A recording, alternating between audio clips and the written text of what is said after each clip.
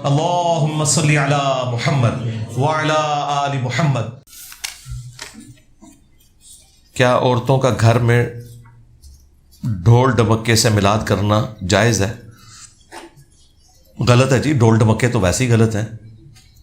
عورت کی آواز کا بھی پردہ ہے۔ بخاری مسلم میں حدیث ہے کہ اگر جماعت کے ساتھ نماز ہو رہی ہے تو مقتدی نے امام کو غلطی پر مطلع کرنا ہے سبحان اللہ کہہ کر، اور عورتوں نے تصفیق کرنی ہے۔ تصفیق کہتے ہیں یہ ہاتھ پہ ہاتھ مارنا، تالی، یعنی عورت کی آواز کا مردوں کے اعتبار سے ایسا پردہ ہے کہ نماز میں بھی امام کو غلطی پر مطلع نہیں کرنا، سبحان اللہ بھی نہیں بولنی اونچی آواز سے، تو ٹول ٹمکے تو شاہی کوئی نہیں۔ ہاں، سبحان اللہ بھی عورت اونچی آواز سے نہیں کہہ سکتی کہ اس کی آواز مردوں تک پہنچے اور نماز میں وہ امام کو غلطی پر مطلع کرے، تو محفل میلاد تے شاہی کوئی نہیں۔ ہاں، انہیں کٹو ہے جملہ، محفل میلاد تے شاہی کوئی نہیں۔ ہاں ٹھیک ہے۔ اچھا، یہ باتیں میں جان بوجھ کے اس لیے کرتا ہوں کہ میں آج کے دور کا انسان ہوں۔ ہمارے استاد ڈاکٹر اسرار صاحب رحمہ اللہ تعالیٰ ان کی غلطیوں سے درگزر فرمائے، انہیں نیک کاموں کا اجر عطا فرمائے۔ یہ میں ڈمی میوزیم والے ڈاکٹر اسرار صاحب کی بات نہیں کر رہا، پیچھے کرو کیمرہ دکھایا کرو نا، تسی شارٹاں بنانے تے لگے ہوئے ہو۔ تو میں ان کی بات نہیں، اوریجنل والے ڈاکٹر اسرار صاحب کی بات کر رہا ہوں۔ یہ ہم نے ان کی یاد میں رکھا ہوا ہے انہیں۔ تو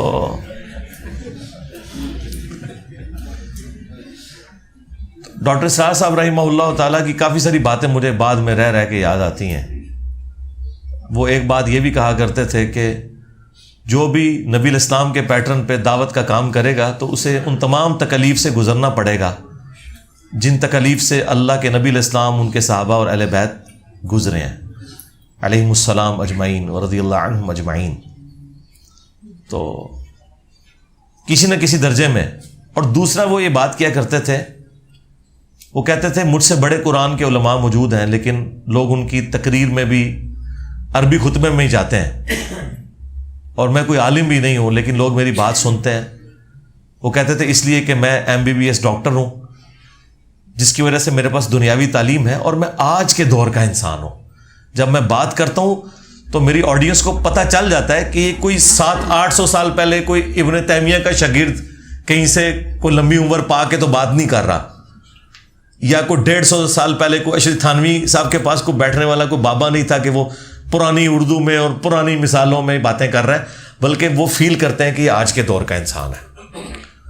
تو اس میں میں نے ایک اور چیز ایڈ کر دی ہے کہ چونکہ میری طبیعت کے اندر مزاح ہے، تو میں کوشش کرتا ہوں کہ اس انداز میں بھی، مزاح کے انداز میں بھی کوئی بات کنوے ہو جائے کسی سلوگن کے ذریعے، کسی اور ذریعے سے، کہ آپ کے دماغ میں نقش ہو جائے۔ آپ دیکھیں یہ فی البدی میری زبان سے جملہ جاری ہوا تھا، بابت شاہی کوئی نہیں، ٹھیک ہے۔ اللہ نے اس کو کیا قبولیت دی ہے کہ آج ہمارے مخالفین بھی یہ جملے بول رہے ہیں، بابت شاہی کوئی نہیں۔ اچھا، بعض اوقات وہ میرے خلاف بول رہے ہوتے ہیں، اور بعض اوقات ان کے جملوں میں کئی اینکرز کو میں نے دیکھا ہے ان کی زبان پہ، یعنی یہ جملہ جاری ہو گیا ہوتا ہے شاہی کوئی نہیں، تو وہ پتہ چل جاتا ہے کہ جملہ کہاں سے نکلا ہے۔ حالانکہ میں نے کوئی پری پلان نہیں کیا تھا، بس بات کرتے کرتے وہ حضرت ابراہیم علیہ السلام کا ذکر آیا۔ وہ اکثر لوگ ہمیں بھی کہتے ہیں نا جی، وہ حضرت موسیٰ علیہ السلام کو جب اللہ تعالیٰ نے فرعون کے پاس بھیجا تو کہا کہ گفتگو نرمی سے کرنی ہے تاکہ شاید کوئی اصلاح کا دروازہ اس کے لیے کھل جائے۔ تو اس کو میں نے ریبٹل کیا تھا کہ قرآن میں حضرت موسیٰ علیہ السلام کے بارے میں یہ ذکر آیا تو اس کانٹیکسٹ میں تھا کہ موسیٰ علیہ السلام کی طبیعت میں سختی بہت زیادہ تھی، تو ظاہر ہے کہ اس سختی کو نرم کرنے کے لیے اللہ تعالیٰ نے ان سے یہ فرمانا تھا۔ دوسری طرف ہم ہیں ابراہیمی، ابراہیم علیہ السلام کا ایٹیچیوڈ تو سورۃ الانبیاء میں آیا کہ جب ان کا باپ انہیں کہتا ہے نا کہ تو میرے بزرگوں کے خلاف ہو گیا ہے، تو وہ سیدھے ہو جاتے ہیں، انتم وآباؤکم فی ضلال مبین، تو بھی ابا اور تیرے سارے بزرگ بابے کھلی گمراہی میں تھے۔ اب ہم موسوی بنے یا ابراہیمی بنے، ہم تو دین ابراہیمی کے اوپر ہیں، ٹھیک ہے۔ تو ابراہیم علیہ السلام تو سیدھے ہو گئے۔ اچھا، یہ آیت پڑھتے پڑھتے جب میں نے ترجمہ کیا نا تو میں نے کہا کہ آپ اندازہ کریں کہ حضرت ابراہیم علیہ السلام جب اپنے بزرگ بابوں کے بارے میں اس طریقے سے گفتگو کر رہے ہیں تو تواڈے بابے تے شاہی کوئی نہیں. بس وہ جب یہ جملہ میری زبان میں آیا تو پھر وہ چڑھنا شروع ہو گیا, بابے تے شاہی کوئی نہیں, بابے تے شاہی کوئی نہیں. اور ابراہیم علیہ السلام نے بھی یہی کہا. اگر دیکھیں انتم وآباؤکم فی ضلال مبین, تو بھی تیرے سارے بابے بھی گمراہ تھے, تو کیا کہہ رہے تھے؟ بابے تے شاہی کوئی نہیں, بلکہ اس سے اگلا ورژن گمراہ تھے. میرا تو پھر بھی سافٹ نہ رہا ہے. ٹھیک ہے, پھر ہم نے اس کو کمپلیٹ کیا. میں پھر ہاں یہ جو پہلا جملہ ہے نا, یہ میں نے سوچ کے پھر میں نے کہا اس کو میں نے نا سلوگن پورا کرنا ہے شعر کی شکل میں کہ نبی کے جیسا ہے ہی کوئی نہیں, بابے تھے شاہی کوئی نہیں. پھر اس کو میں نے مزید ریفائن کیا, میرے نبی سا ہے ہی کوئی نہیں, تیرے بابے تھے شاہی کوئی نہیں. ٹھیک ہے, اس طریقے سے یہ حادثاتی طور پہ ایسے معاملات ہوئے ہیں سارے کے سارے. کیا قربانی کے جانور میں بچے کا عقیقہ کرنا جائز ہے؟ نہیں ہو سکتا جی. اس کے اوپر میری ویڈیو تفصیلی ریکارڈ ہے. اس کی وجہ یہ ہے کہ بخاری میں ہے کہ آپ نے بچے کی طرف سے خون بہانا ہے, اور ابو داؤد ترمذی میں آیا ہے کہ لڑکے کی طرف سے 2 بکرے یا 2 بکریاں اور لڑکی کی طرف سے 1 بکرا یا 1 بکری دینے ہیں. تو ایک پوری جان آپ نے فدیہ کرنی ہے اس نومولود بچے کے عوض, کیونکہ اس کی جان گروی ہوتی ہے. حدیث میں الفاظ ہیں, صحیح بخاری میں بھی ہے, ترمذی ابو داؤد میں بھی. تو جان کے بدلے جان اسی صورت میں ہوگی جب آپ پورا جانور ذبح کریں گے. حصہ ڈالنے سے نہیں ہوگا. حصہ ڈالنا یہ خصوصیت ہے صرف عید قرباں کی, باقی جو عقیقہ ہے وہ اس میں نہیں ہوگا. یہ حنفیوں نے جو اجتہاد کیا یہ بالکل غلط ہے. اجتہاد اس وقت ہوتا ہے جب قرآن و سنت اور اجماع میں کوئی بات موجود نہ ہو. جب واضح آ گیا کہ آپ نے جان دینی ہے, خون بہانا ہے اس کی طرف سے, اب حصے نہیں رکھے جا سکتے. میں دیوبند کے مسلک سے تعلق رکھتا ہوں. یہ مسلک حق پر ہے, ہر مسلک کہتا ہے ہم حق پر ہیں. جی دیوبند کا مسلک حق پہ ہے, ہمیں اعلیٰ حضرت پہلے ہی بتا گئے. دیو کے بندوں سے ہمیں کیا غرض, ہم ہیں عبد مصطفیٰ, پھر تجھ کو کیا. ہاں, سر سوئے روزہ جھکا, پھر تجھ کو کیا. دل تھا ساجد نجدیا, پھر تجھ کو کیا. یہ پوری انہوں نے غزل لکھی ہے. تو وہ کہتے ہیں میں نے سر سے تو رسول اللہ کے سامنے سجدہ نہیں کیا, لیکن جب میں حضور کے روزے کے سامنے کھڑا ہوا تو دل تو میرا سجدے میں تھا. کر لیا جو کچھ ہوتا ہی. ہاں, ان کا دیو کے بندوں سے ہمیں کیا غرض, ہم ہیں عبد مصطفیٰ, پھر تجھ کو کیا. دیو بند کو انہوں نے دیکھا کیسا, پھر دیو کے بندوں سے, دیو کہتے ہیں شیطان کو. ہاں جی, ہاں, دیو کے بندوں سے ہمیں کیا غرض, ہم ہیں عبد مصطفیٰ. وہ کہتے ہیں ہم تو رسول اللہ کے غلام ہیں, تم شیطان کے بندے ہو. ٹھیک ہے, تو یہ اس کا جواب ہے جی. اعلیٰ حضرت نے ہمیں بتایا ہے کہ دیوبند مسلک حق پر ہے, لیکن وہ حق جو ہے وہ شیطان والا ہے. یہ تو ہو گیا لائٹر موڈ میں. باقی یہ ہے کہ 1867 سے پہلے اس پلانٹ ارتھ پہ کوئی مسلمان دیوبندی نہیں تھا. جس فرقے کی ٹوٹل عمر 150 سال مشکل سے ہے, وہ یہ آ کر کلیم کریں, یا چلیں اب تھوڑے بڑھ چکے ہیں, 250 سال کہہ لیں, تو وہ یہ دعویٰ کریں کہ ہم حق پر ہیں. تو جو پہلے کے 1250 سال کے مسلمان ہیں وہ کیا ہیں, تو وہ آپ کو بتائیں گے نہیں اس وقت ہم حنفی کہلاتے تھے. سرکار, ہم حنفیوں کی جائز اولاد دیوبندیوں کو مانیں یا بریلویوں کو؟ تعداد میں تو بریلوی زیادہ ہیں, تو پھر دیوبندی کیسے کسٹوڈین بن گئے حنفیوں کے؟ تو اس پہ وہ بات کریں گے کہ نہیں آپ ہمیں بھی چھوڑیں ان کو بھی چھوڑیں. آپ دیکھیں کہ حنفیوں کے عقائد کیا تھے پرانے بزرگوں کے. جی پرانے بزرگوں کے عقائد تو یہ ہیں کہ جو حنفیوں کی بنیادی کتاب ہے فتاوی شامی رد المختار, اس میں انہوں نے لکھا ہے کہ نبی الاسلام کے نام مبارک پہ انگوٹھے چومنے چاہیے. بریلوی چومتے ہیں, دیوبندی نہیں چومتے. اس اعتبار سے تو کٹر جو ٹھیٹھ حنفی ہیں وہ تو بریلوی ہیں, دیوبندی نہیں ہے. اور کئی ایک مسائل ہیں, ہم ان کو بھی چھوڑتے ہیں. ہم کہتے ہیں جو آپ نے اپنے عقیدے المحنت میں لکھ کے دیے ہیں نا, یہ ذرا امام حنیفہ سے یہ عقیدے ثابت کریں کہ امام حنیفہ نے کہاں فرمایا کہ ہم قبروں سے جائز طریقے سے فیض لینے کے قائل ہیں. امام حنیفہ نے کہاں فرمایا کہ رسول اللہ کی قبر مبارک عرش, کعبہ, کرسی اللہ تعالیٰ کے عرش سے بھی افضل ہے؟ یہ کہاں امام حنیفہ نے فرمایا ہے؟ تو آپ کہاں سے حنفی ہوئے؟ تو فرقے تو بھائی سیدھی سی بات ہے گمراہی پر مبنی ہے. باقی مفتی تقی عثمانی صاحب کا انڈائریکٹلی میرے بارے میں ایک کلپ آیا تھا تو میں نے اس پہ ریبٹل کر کے یہ فرقوں کی پوری حقیقت کھولی تھی. وہ آپ میری ویڈیو دیکھ لیں, reply to Mufti Taqi Usmani on his blame on engineer Muhammad Ali Mirza.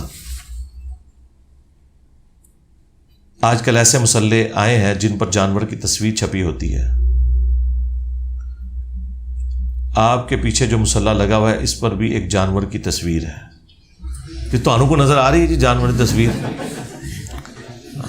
پہلے تو یہ جس نے سوال لکھا ہے نا وہ مجھے اس جانور کا نام بھی لکھ دیتا ہے جس جانور کی تصویر یہاں رکھی.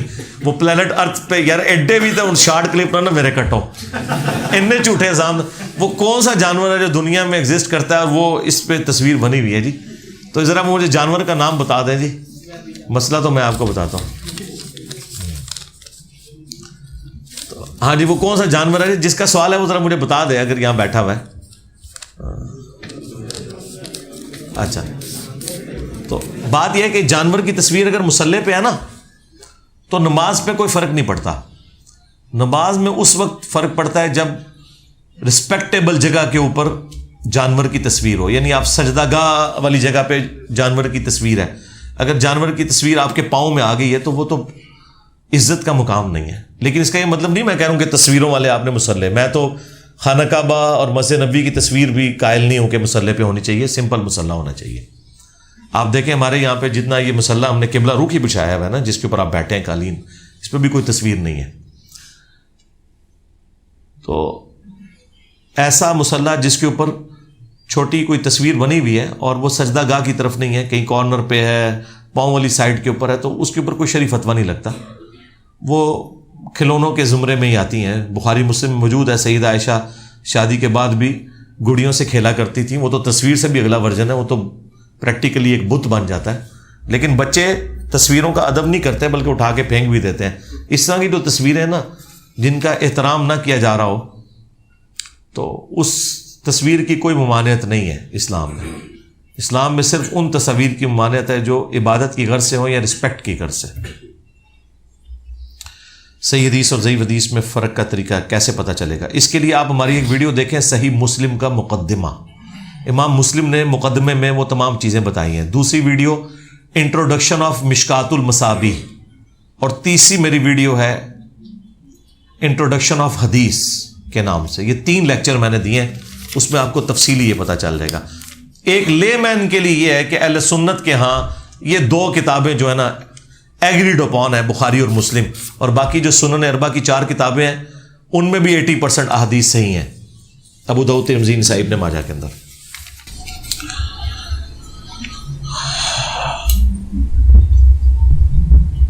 علی بھائی آپ نے تقریباً سارے اسلامی ٹاپکس کو مکمل کر لیا, اب آگے آپ کا مشن کیا ہے؟ آگے مشن وہی ہے جو سٹارٹ دن سے تھا, یعنی اللہ کے نبی الاسلام کا ایک مشن تھا نا کہ آپ نے اپنی مبارک دعوت امت تک پہنچائی. آگے امت کا مشن ہے کہ اس دعوت کو آگے تک پہنچانا ہے. اس مشن سے مراد اگر آپ یہ لے رہے ہیں کہ میں نے کوئی سیاسی جماعت بنانی ہے تو بالکل نہیں ہے, اللہ تعالیٰ معاف کرے. یا کوئی میں نے مذہبی جماعت بنانی ہے تو بالکل کوئی ایسا ارادہ نہیں ہے. یہ نبیوں والا کام ہے اور یہ نبیوں والے طریقے پہ ہی آگے چلے گا. کنتم خیر امت اخرجت للناس تأمرون بالمعروف وتنہون عن المنکر, تم بہترین امت ہو جو لوگوں کے نفع کے لیے نکالی گئی کہ لوگوں کو نیکی کا حکم دیتے ہو اور برائی سے روکتے ہو. ہماری امت کی فضیلت اس وجہ سے نہیں ہے کہ ہم امت محمدیہ ہیں صلی اللہ علیہ وآلہ وسلم, بلکہ اس وجہ سے ہے کہ ہم اس شخص کی امت ہے کہ جس پہ اللہ تعالیٰ نے ختم نبوت کی, اور اس ختم نبوت کی برکت سے اس کی امت کو نبیوں والا کام ٹرانسفر کر دیا. بیسیکلی اس کام کے ٹرانسفر ہونے کی وجہ سے یہ فضیلت ہے. اگر نبیوں والا کام اس امت کو ٹرانسفر نہ ہوتا تو ہم بھی اگلی امتوں کی طرح ایک عام امت ہوتے. لیکن دیکھیں یہ خوش نصیب امت, بخاری مسلم میں آیا کہ قیامت کے دن بعض انبیاء اس حال میں اللہ کے حضور آئیں گے کہ کسی کے ساتھ صرف 4 بندے ہوں گے جو ان پر ایمان لائے, کسی کے ساتھ 3, کسی کے ساتھ 2, کسی کے ساتھ 1, اور کسی کے ساتھ 1 بھی نہیں ہوگا. اکیلا آئے گا کہ اللہ میں نے اپنی پوری کوشش کی, کسی نے بات ہی نہیں سنی. اب مجھے بتائیں اگر انبیاء قیامت کے دن اس حال میں آ رہے ہیں تو وہ ہمارے اسٹوڈنٹس جو پریشان ہوتے ہیں کہ جی ہم نے بڑی کوشش کی, کوئی ایک بندہ بھی چینج نہیں ہوا. سرکار کوئی مسئلہ نہیں ہے. ہمارے استاد ڈاکٹر سراج صاحب کہا کرتے تھے جس نے کسی کو اللہ کے نبی کا پیغام پہنچا دیا, اسے ہدایت ملے نہ ملے اس کی اپنی ہدایت ہو گئی ہے, کیونکہ اس نے وہ جو 4 شرائط ہیں ان پہ عمل کر لیا ہے. الا الذین آمنوا وعملوا الصالحات, یہ بڑا آسان ہے. اگلی 2 مشکل ہیں, وتواصوا بالحق, حق بات کی وصیت کرنا, وتواصوا بالصبر, اس کے بعد پھر تکلیف تو شدنی چیز ہے, ڈیسٹنی میں مقرر ہے, اس پہ صبر کرنا ہے. تو جب آپ کسی کو دعوت دیتے ہیں, اس کے اگینسٹ آپ کو جو تکلیف اٹھانی پڑتی ہے, کبھی اس کی تیکھی باتیں سن کے اور کبھی ہلکی سی مایوسی چھا جاتی ہے کہ یہ بات کیوں نہیں سمجھ رہا, تو بس آپ کی وہ 4 شرائط پوری ہوگی, آپ اپنا جنت کا ٹکٹ کٹوائیں اور نکلیں. یہ آپ کے اپنے ٹکٹ کے لیے 4 چیزیں ضروری ہیں. آپ اختلافی موضوعات پر بہت زیادہ بولتے ہیں, لیکن ان کی نسبت آپ حقوق العباد پہ بہت کم بولتے ہیں. بالکل آپ نے غلط کہا. حقوق العباد پہ بھی جتنی ویڈیوز میری ہیں اور کسی کی نہیں ہیں. آپ نے چونکہ اختلافی موضوعات ہی سنے ہیں تو آپ کو پتہ ہی نہیں چلے گا. اب جنہوں نے ہدایہ وکٹری چینل یا ہدایہ پورٹل چینل سنا ہے نا, آپ ذرا ادھر نیچے جا کے لوگوں کے کامنٹس دیکھیں کہ علی بھائی کی ہمیں یہ بات بڑی پسند ہے کہ وہ کوئی اختلافی بات نہیں کرتے. ادھر یہ لکھا ہوا نیچے. کیوں بھائی؟ جنہوں نے ممی ڈیڈی چینلز دیکھے ہوئے ہیں انہیں کیا پتا کہ یہ بھی مسئلے ہیں. ٹھیک ہے, اب مجھے بتائیں, نعمان علی خان ہے, ڈاکٹر ذاکر نائک ہے, ان بیچاروں کا سب کانٹیننٹ کے مسلمانوں سے کیا لینا دینا؟ یہاں تو ایک بندہ پوری کھونگ ہے. بندہ, مولوی تو چھوڑ دیں, مولوی تو ڈین ہے, بندے جڑے نے کھونگا نے. تو ادھر تو پھر میری جیسی بڑی ڈین چاہیے نا ان کے اوپر. ہاں, تو یہ ادھر کے مسائل ہیں. ٹھیک ہے, ادھر تو پھر یہی چیز چاہیے ہوگی. تو اس لیے میں ہر ٹاپک کو ایڈریس کرتا ہوں. ایتھیزم کے خلاف سب سے زیادہ میری ویڈیوز ہیں, باقی تو صرف ویلاگز بناتے ہیں کہ جی ہو گیا. درجنوں ویڈیوز اس سے بیسٹ فارم میں کسی نے اور پریزنٹ ہی نہیں کی ہیں, سائنٹیفک فیکٹس کے اوپر, حقوق العباد کے اوپر. اور سب سے بڑھ کر یار قرآن کی تفسیر, اس پلانٹ ارتھ پہ کتنے بندے ہیں جنہوں نے پوری قرآن کی تفسیر ریکارڈ کروائی ہو؟ طارق جمیل صاحب نے قرآن کی تفسیر ریکارڈ کروائی ہے, الیاس قادری صاحب نے, ثاقب رضا مصطفی صاحب نے. میں نے دوسری دفعہ شروع کی ہوئی ہے. ایک دفعہ 344 لیکچرز میں, اور دوسرے بھی 150 ہو چکے ہیں. سورہ یونس مکمل ہوئی ہے. ابھی تو صرف میں آپ کو یہ بتا رہا ہوں کہ میں نے کام کیا ہے. ابھی میں اگر اس کا کریٹیکل انالیسس کروں کہ باقی لوگوں نے تفسیر کیا ریکارڈ کرائی اور میں نے کیا مواد دیا ہے, تو وہ تو کمپیریزن ہی کوئی نہیں ہے. ہاں, میں جس طرح کراس ریفرنسز آیات کے, احادیث کے دیتا ہوں اور پھر تمام اختلافی موضوعات کے اوپر تفصیل سے بولتا ہوں, وہ ڈاکٹر سرار صاحب نہیں بولے, نہ ان کی کمپیٹنسی تھی. کیونکہ وہ کہتے تھے میں اختلافی موضوعات میں امی ہوں, لیکن میں نے ہر آیت جو کسی فرقے کی دلیل تھی, جب میں اس پہ آیا ہوں, میں پھر تفصیل سے بولوں کہ یہ آیت ہے, اس سے یہ رزلٹ نکالتے ہیں. میں اب آپ کو آپٹیمل سولوشن دیتا ہوں. اسی وجہ سے 344 لیکچرز میں ہوا نا, ورنہ 100 لیکچرز میں بھی پورا قرآن مکمل ہو سکتا تھا. تو ہر ٹاپک کے اوپر آپ ذرا حقوق العباد میں آپ وراثت کے قوانین لکھیں, وراثت کیلکولیٹ کرنے کا طریقہ, وراثت کی امپورٹنس, میاں بیوی کے جو حقوق ہیں, وومنز رائٹس ان اسلام, وہ آپ دیکھیں, میری ویڈیوز ہی کھلیں گی. ماں باپ کو اف تک نہ کہو, آپ یہ لکھیں, میری ویڈیو کھلے گی. تو یہ آپ کا موقف غلط ہے. ہاں, آپ کو جن لوگوں نے شیئر کروائی ہے ویڈیو کوئی, تو ظاہر ہے وہی والی کروائی ہوگی. تو اب رمضان کے مہینے میں ظاہر ہے روزوں سے متعلق ہی اگر کوئی آپ کو بات شیئر کرے تو آپ کو تو یہ لگے گا کہ شاید میں صرف رمضان کے روزوں پہ ہی بولا ہوا ہوں. تو ایسا تو نہیں ہے. ابھی تو آپ محرم آنے دیں تو آپ کو لگے گا کہ محرم پہ ہی بولا ہوا ہوں صرف. ٹھیک ہے نا. تو ہر ٹاپک پہ بات کی ہوئی ہے اللہ کے فضل سے, اب بے فکر ہے. آرٹیفیشل انٹیلیجنس کو ہم اسلام کی خدمت کے لیے استعمال کر سکتے ہیں. جی کریں, ضرور کریں, پر جھوٹ نہیں ہونا چاہیے, اور استعمال کریں. اگر اعمال کا دار و مدار نیتوں پر ہے تو پھر نیکی کی نیت سے ماتم اور 12 ربیع الاول منانا گناہ کیوں ہے؟ اعمال کا دار و مدار نیتوں پر ہے. یہ حدیث ہی آدھی آپ نے پڑھی, یہ کلپ کاٹا ہے آپ نے نبی علیہ السلام کا. ہاں جی, ہاں صحیح بتا رہا ہوں. اور 99.99% لوگوں کو یہ پوری حدیث پتہ ہی نہیں ہے کہ کیا ہے. اس کی وجہ سے لوگ غلط سمجھتے ہیں. وہ سمجھتے ہیں کہ جو بدکار عورت بھی اگر نیکی کی نیت سے کوئی کام کر رہی ہے تو اسے ثواب مل جائے گا. انما الاعمال بالنیات کا تعلق صرف نیک کاموں کے ساتھ ہے. برائی کا کام خواہ آپ اچھی نیت سے کریں یا بری نیت سے, وہ گناہ ہی ہے. کیونکہ یہ پوری حدیث اس طرح ہے. نبی علیہ السلام نے فرمایا کہ جو شخص اللہ اور اس کے رسول کے لیے ہجرت کرے گا اس کی ہجرت اللہ اور اس کے رسول کے لیے لکھی جائے گی. اور جو کوئی شخص دنیاوی کاروبار کی خاطر یا کسی عورت سے نکاح کی خاطر اپنا علاقہ چھوڑے گا تو اس کی نیت اس کے لیے لکھی جائے گی. اور اس کے ساتھ نبی علیہ السلام نے فرمایا انما الاعمال بالنیات, نیکیاں تو ڈیپینڈنٹ ہے صرف اس کی نیتوں کے اوپر. اب مجھے بتائیں یہ جو پوری بات حضور نے کی ہے اس میں کوئی گناہ کی بات آپ نے کہیں ذکر کی ہے؟ کیا نکاح کرنا گناہ ہے؟ دنیاوی کاروبار کرنا کیا گناہ ہے؟ نہیں. لیکن اللہ تعالیٰ کے نبی علیہ السلام یہ فرمانا چاہ رہے ہیں کہ اگر یہ والے کام بھی اللہ کی رضا کے بغیر ہوں گے تو کام تو اگرچہ درست ہے لیکن پھر اللہ سے نیکی کی امید نہ رکھنا جب تک کہ تم اللہ کو بیچ میں شامل نہیں کرتے. گناہ کا تو کہیں ذکر ہی نہیں ہے کہ کوئی غلط کام اچھی نیت سے کر لے تو اللہ تعالیٰ اسے ثواب دے دے گا. یہ تو ہے ہی نہیں ہے. اور اسی ٹاپک کے اوپر میری تفصیلی ویڈیو ریکارڈ ہے.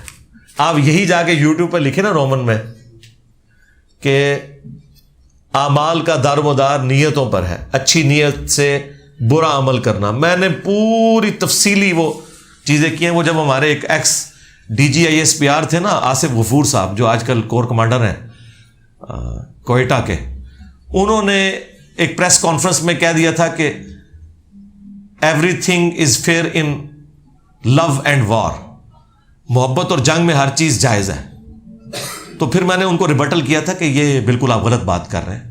اسلام میں ہر چیز جائز نہیں, صرف اتنا ہی جائز ہے جتنا اللہ نے اجازت دی ہے. آپ جنگ میں بھی جو ہے نا غلط کام نہیں کر سکتے, اور محبت میں تو ویسے ہی چھوڑ دیں آپ. تو اس کے ساتھ پھر میں نے دو جو متھ مشہور تھے نا, ایک تو یہ کہ محبت اور جنگ میں سب کچھ جائز ہے, اور دوسرا کہ اچھی نیت کے ساتھ برا کام بھی کر لیں. تو یہ کرتے ہیں نا لوگ. ہماری یہ دہشت گرد تنظیمیں اچھی نیت کے ساتھ برا کام کرتی رہی. ہمارے ریاستی ادارے بڑی اچھی نیت کے ساتھ غلط کام کرتے رہے. اب وہ کہہ رہے ہیں ہم توبہ کر رہے ہیں, لیکن عمران خان صاحب انہیں توبہ ہی نہیں کرنے دیتے. کوئی نہ کوئی ایسی حرکت ہو جاتی ہے کہ اس کی سزا پھر PTI کے ورکرز کو کاٹنی پڑتی ہے. تو وہ آپ جو کچھ کر رہے ہیں ان سے آپ پوچھیں نا کہ یہ ہم بچوں کو جو لٹکا کے مار رہے ہیں, وہ کہیں گے اچھی نیت کے ساتھ مار رہے ہیں. ہاں, غلط کام, ایکسٹرا جوڈیشل ایکٹیویٹی, خواہ کوئی دینی جماعت کرے خواہ کوئی ریاستی ادارہ کرے, وہ گناہ ہی ہے. اسلام میں اس کی اجازت نہیں ہے کہ آپ قانون کو توڑیں. اور یہ اتنا سینسٹیو ٹاپک ہے کہ سیدنا علی رضی اللہ تعالیٰ عنہ اپنے دور خلافت کے اندر بظاہر جو دنیاوی طور پر ناکام ہوئے, دنیاوی طور پر, اللہ کے حضور نہیں, اس کی وجہ یہ تھی کہ آپ دین کے معاملے میں زیرو ٹالرنس رکھتے تھے. لیکن جو آپ کے مخالفین تھے انہوں نے ہر وہ حربہ استعمال کیا جو کافر استعمال کرتے تھے اپنے مخالفین کو نیچا کرنے کے لیے. پھر انہوں نے نہیں دیکھا کہ ہم بیت المال کو مس یوز کر رہے ہیں, ہم لوگوں کو رشوتیں دے کر حضرت علی کے گورنروں کو خرید لیں. ہر وہ حرام کام جس لیول پہ وہ اتر سکتے تھے, عورتوں کی لالچ بھی دے کے, سب کچھ انہوں نے کیا. لیکن حضرت علی نے کہا میں اپنی خلافت داؤ پہ لگا لوں گا لیکن میں اللہ کا حکم نہیں توڑوں گا. اور یہی آپ کی آزمائش ہے. اگر دنیا میں بادشاہت حاصل کرنا کامیابی ہوتی تو مجھے بتائیں فرعون سے بڑا کون سا بادشاہ تھا, نمرود سے بڑا کون سا بادشاہ تھا؟ ٹھیک ہے. اور اللہ نے اس بادشاہت کو اپنی طرف ہی منسوب کیا ہوا ہے قرآن میں. جب نمرود کا ذکر آیا تو اللہ تعالیٰ نے فرمایا کہ ہم نے اسے بادشاہت عطا کی تھی اور وہ ابراہیم کے ساتھ بحث کرنا شروع ہو گیا کہ میں بھی زندہ کرتا ہوں اور مارتا ہوں. وہ جو واقعہ سورۃ البقرہ میں آیا اس میں الفاظ ہے کہ ہم نے اسے بادشاہت دی تھی. تو اللہ نے نمرود کو اور فرعون کو بادشاہت دی ہے. اگر بنو امیہ کو بادشاہت ملی ہے تو اس کا قطعاً یہ مقصد نہیں ہے کہ وہ اللہ کی غیبی تائید ہے. دنیا میں کامیابی ضرور ہوگی. اللہ کے حضور کامیاب وہ ہے خواہ وہ ایک فٹ پاتھ پہ لاوارث لاش ہے نا, اگر اللہ کے ساتھ وہ کمٹمنٹ اس نے کی ہے اور اس کی لاش کو چیل کوے بھی اٹھا کے لے جائیں, وہ اللہ کی جنتوں میں ہے. اور اس کے مقابلے پر کوئی دنیا میں بڑے سے بڑے منصب پہ ہے, خواہ کسی مذہبی جماعت کے لیڈر کیوں نہیں ہے, اگر وہ اللہ تعالیٰ کے ساتھ کمیٹڈ نہیں ہے, اس کا آپ مزار بھی بنا لیں, اندر انہوں کیڑے ہی پہ جائے. سیدھی جی کہا, کیا ہم فرض اور سنت نماز میں رکوع اور سجدے کے ذکر کے بعد صلاۃ ایڈ کر سکتے ہیں؟ جی کر سکتے ہیں. وہ دعائیں ہیں نا جی, درود شریف جو ہے اللہم صلی علی محمد وعلی آل محمد, یہ دعا ہے, دعا پڑھ سکتے ہیں. مسلم شریف میں حدیث ہے انسان سجدے میں اپنے رب کے سب سے زیادہ قریب ہوتا ہے, لہٰذا خوب دعائیں مانگو, درود شریف پڑھیں. میں بھی درود شریف سجدے میں رکوع میں پڑھ لیتا ہوں, اس میں کوئی مسئلہ نہیں, پڑھیں. صرف قرآن پڑھنے سے مولا علی علیہ السلام نے فرمایا کہ اللہ کے نبی علیہ السلام نے رکوع اور سجدے میں قرآن پڑھنے سے منع کیا. قرآن پڑھنے سے, قرآنی دعائیں بھی پڑھ سکتے ہیں آپ, قرآن نہیں پڑھ سکتے. قرآن پڑھنے کی جگہ قیام ہے. میرا تعلق سکردو بلتستان سے ہے اور میں پہلے اہل تشیع سے وابستہ تھا, اب الحمدللہ مسلمان ہوں. اہل تشیع بھی مسلمان ہے یار, یہ لکھا کریں کہ میں پہلے شیعہ مسلم تھا, اب میں سادہ مسلم ہوں. ہاں, یہ میری ویڈیو میں اسٹوڈنٹس نے بات یاد رکھنی ہے. آپ لوگ یہ جو آپ کا بھی کلپ کسی نے کاٹ لینا ہے, وہ کہیں گے جی دیکھیں نا اس نے لکھا ہے کہ پہلے میں شیعہ تھا اب میں مسلمان ہوں, حالانکہ اس بیچارے کو پتہ بھی نہیں ہے. وہ یہ بتانا چاہ رہا ہے کہ میں پہلے یعنی شیعہ والا مسلمان تھا, اب میں شیعہ سنی سے نکل کے سادہ مسلمان ہوں. وہ جو میری لائف سٹوری بھی ایک اپلوڈ ہوئی ہے, میں سنی شیعہ سے مسلمان کیسے ہوا. وہاں 90% اہل تشیع ہیں. میں اب ان لوگوں میں دعوت کا کام کیسے کروں؟ دعوت کا کام بھائی سنی اور شیعہ میں جو کامن بک ہے وہ قرآن ہے, توحید سے کرنا ہے. شیعہ سے آپ نے کرنا ہے تو نہج البلاغہ جو شیعہ خود مانتے ہیں, اس میں جو مولا علی علیہ السلام کے خطبات ہیں توحید سے متعلق, وہ آپ ان کے سامنے رکھیں اور قرآن میں سے آیات رکھیں. سب سے بڑی آیت تو وہ جو شیعہ کے صبح و شام کے سنت اذکار میں ہے, سورۃ النمل کی آیت نمبر 62, امن یجیب المضطر اذا دعاہ ویکشف السوء ویجعلکم خلفاء الارض االہ مع اللہ.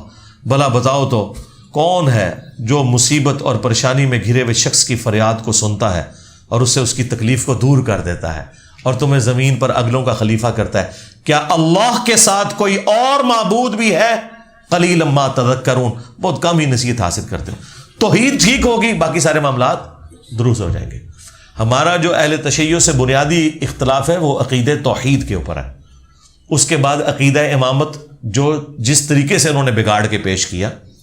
باقی ایک ان تمام اختلافات کے باوجود ہم بعض معاملات میں شیعہ کو سنیوں سے بھی بہتر سمجھتے ہیں, بعض معاملات میں, اور بعض معاملات میں سنی شیعہ سے بہتر ہے.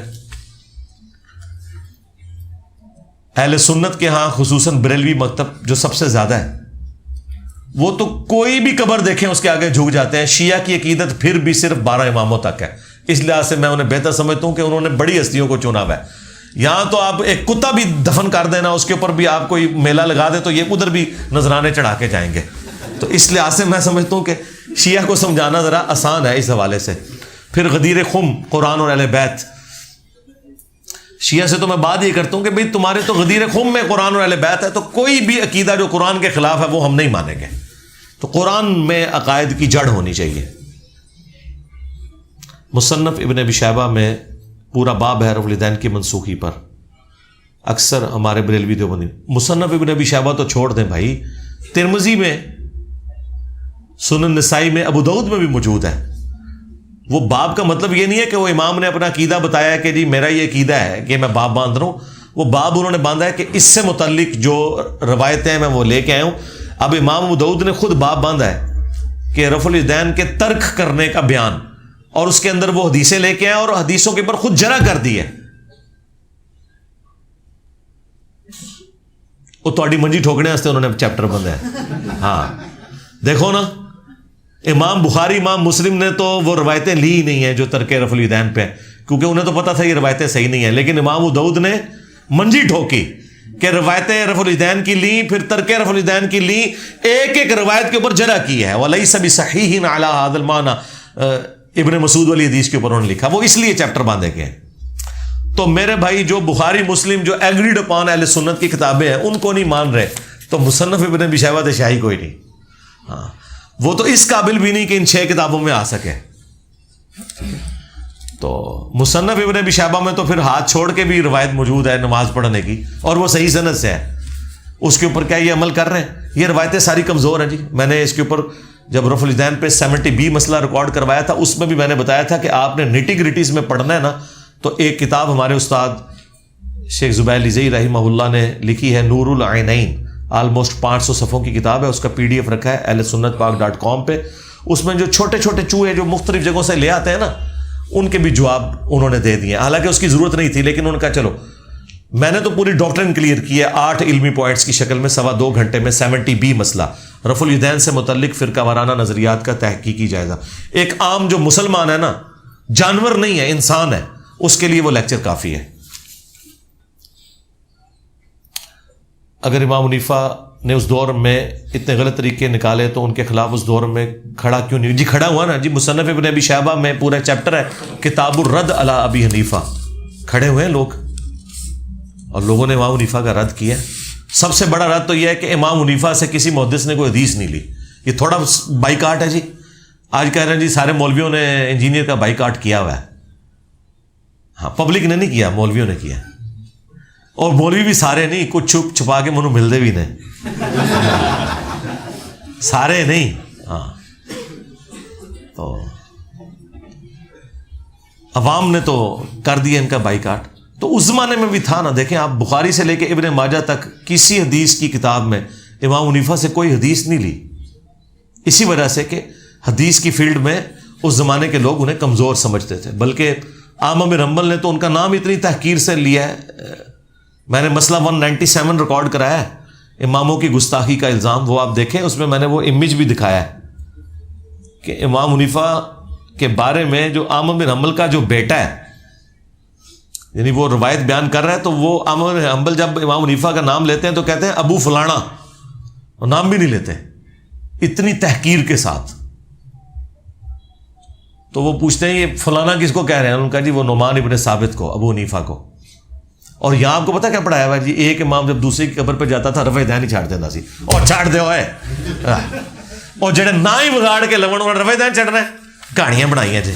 اور پھر ان لوگوں کے واقعات بتائے ہوئے. وہ دیکھو وہ سرخ داڑھی والا ایک بیٹھا ہوا ہے مکے میں, مکی, اس بندے کا آپ علمی لیول دیکھیں. یعنی آج اگر آپ کو کوئی شخص کہے کہ جی محمد علی جناح نے اور نواز شریف نے اکٹھے نماز پڑھی ایک جگہ پہ, عید کی نماز اکٹھی ادا کی شاہ فیصل مسجد میں, تو آپ حیران ہی ہو گئے نا یار کہ یہ آپ کیا بات کر رہے ہو, یہ کچھ اس نے کیا ہے جی. اکٹھی نماز ادا کی اماموں نے اور رفع دین چھوڑ دیا. اور وہ ان اماموں کا ذکر کر رہے ہیں کہ جو امام شافعی رحمۃ اللہ علیہ 150 ہجری میں پیدا ہوئے ہیں اور امام حنیفہ 150 ہجری میں فوت ہوئے ہیں. ایک تو وہ جھوٹا واقعہ ہے نا, قبر پہ جا کے رفع دین چھوڑ دیا. اس نے اور مرچ مسالہ ڈالا. اس نے کہا وہ دونوں امام تھے تو انہوں نے جو ہے نا امام حنیفہ امام شافعی کو ملنے گئے. کتنے ملن گئے یار, اللہ کے بندے عالم ارواح وچ کہانیاں کرواتے ہیں. اسی لیے پھر ان کے جھوٹ پکڑے جاتے ہیں نا. اب دیکھیں وہ باپا جانی کہہ رہے ہیں کہ جی وہ مفتی اعظم جو تھے ہمارے دعوت اسلامی کے, ان کی قبر کے اوپر چند اسلامی بھائی گئے تو انہوں نے دیکھا قبر سے قرات کی آواز سنائی دے رہی ہے. زہر کی نماز کا وقت تھا, زہر دی نماز تے قرات اچھی ہوندی نہیں تے قبر جو آواز آ رہی سی. ٹھیک ہے,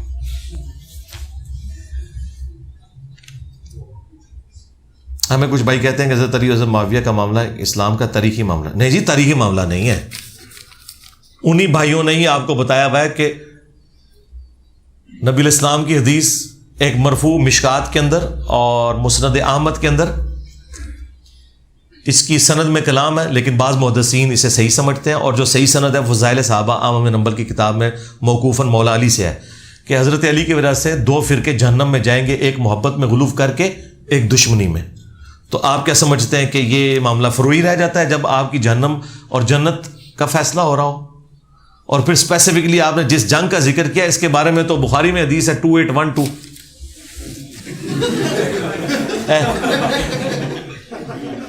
2812 تقتلہ الفئۃ الباغیہ یدعوہم الی اللہ ویدعونہ الی النار. افسوس ہے عمار، تجھے ایک باغی جماعت قتل کرے گی، تو انہیں اللہ اور جنت کی طرف بلائے گا، وہ جماعت جہنم کی طرف بلائے گی. بھائی جہاں پہ اتنی بڑی بڑی باتیں ہو رہی ہیں وہاں آپ کہہ رہے ہیں تاریخی بات ہے صرف. ہاں اگر آپ ہسٹری کے پوائنٹ آف ویو سے کہہ رہے ہیں وہ تو قرآن بھی تاریخی کتاب ہے. ایک قرآن میں بھی تو تاریخ بیان ہوئی ہے. حضرت یوسف علیہ السلام ان کے بھائیوں کا جو واقعہ ایک تاریخ ہے گزر چکی، لیکن آج تک مثال دی جاتی ہے برادران یوسف کی کہ انہوں نے زیادتی کی، صحابی ہوتے ہوئے ایک نبی کے ساتھ زیادتی کی. اگر ایک صحابی نبی کے ساتھ زیادتی کر سکتا ہے تو ایک صحابی دوسرے صحابی سے زیادتی کرے تو یہ بات تو شاہی کوئی نہیں رہتی. اور صحابی بھی ڈبل. حضرت یوسف علیہ السلام کے بھائی حضرت یوسف کے بھی صحابہ ہیں اور حضرت یعقوب اپنے والد کے بھی صحابہ ہیں. اور غداری کس سے کر رہے ہیں؟ حضرت یعقوب سے بھی غداری کی کہ ان سے ان کا بیٹا چھین لیا، اور حضرت یوسف علیہ السلام کے ساتھ جو زیادتی کی اپنے بھائی کے ساتھ بھی زیادتی کی. جامع ترمذی 257 عبداللہ ابن مسعود کی حدیث کو امام ترمذی نے کہا ہے کہ اس سے اگلی میں کہا ہے کہ یہ حدیث ثابت نہیں، تو پھر 257 کو امام ترمذی نے حسن صحیح کیوں لکھا؟ حسن صحیح نہیں لکھا، حسن لکھا ہے. یہ بالکل غلط ہے، صحیح کا لفظ آپ نے خود سے ڈال دیا، حسن لکھا ہے. اور حسن امام ترمذی کے نزدیک ایک سے زیادہ اگر اسناد کسی روایت کی آئیں تو حسن لغیری تو بن جاتی ہیں. خود آمزہ بریلوی صاحب نے بھی لکھا ہے فتاوی رضویہ میں کہ ترمذی کے حسن سے دھوکہ نہ کھایا کرو. کیوں؟ حنفیوں کی موت ہے وہ تمام روایتیں جو امام ترمذی نے ترمذی میں حسن لکھی ہیں. ان میں ایک روایت وہ بھی ہے کہ عبادہ ابن صامت والی کہ فجر کی نماز میں نبی الاسلام کے پیچھے وہ سورہ فاتحہ پڑھ رہے تھے، اور اس حدیث کو امام ترمذی نے حسن کہا ہے. وہاں یہ کہتے ہیں نہیں ہم امام ترمذی کے حسن کو نہیں مانتے. ٹھیک ہے، تو امام ترمذی کے حسن کو خود حنفی بھی نہیں مانتے، لیکن وہی بات ہے کہ میٹھا میٹھا ہاپ ہاپ تے کوڑا کوڑا تھو تھو. 70B مسئلے میں میں نے یہ سارا ٹاپک ایڈریس کیا ہوا ہے، سیم اس ٹاپک کو بھی ایڈریس کیا. کیا مونچھیں رکھنا حضرت عمر کی سنت ہے؟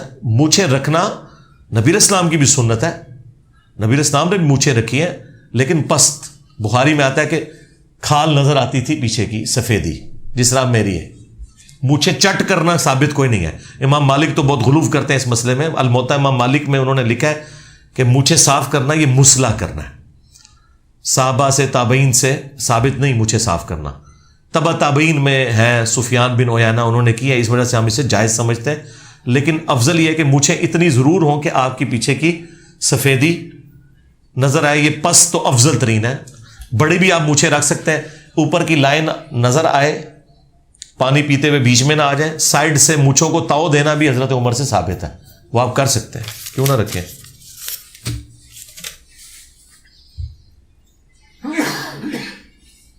کیا ایوولوشن انسانی ارتقاء قرآن سے منفی عقیدہ ہے؟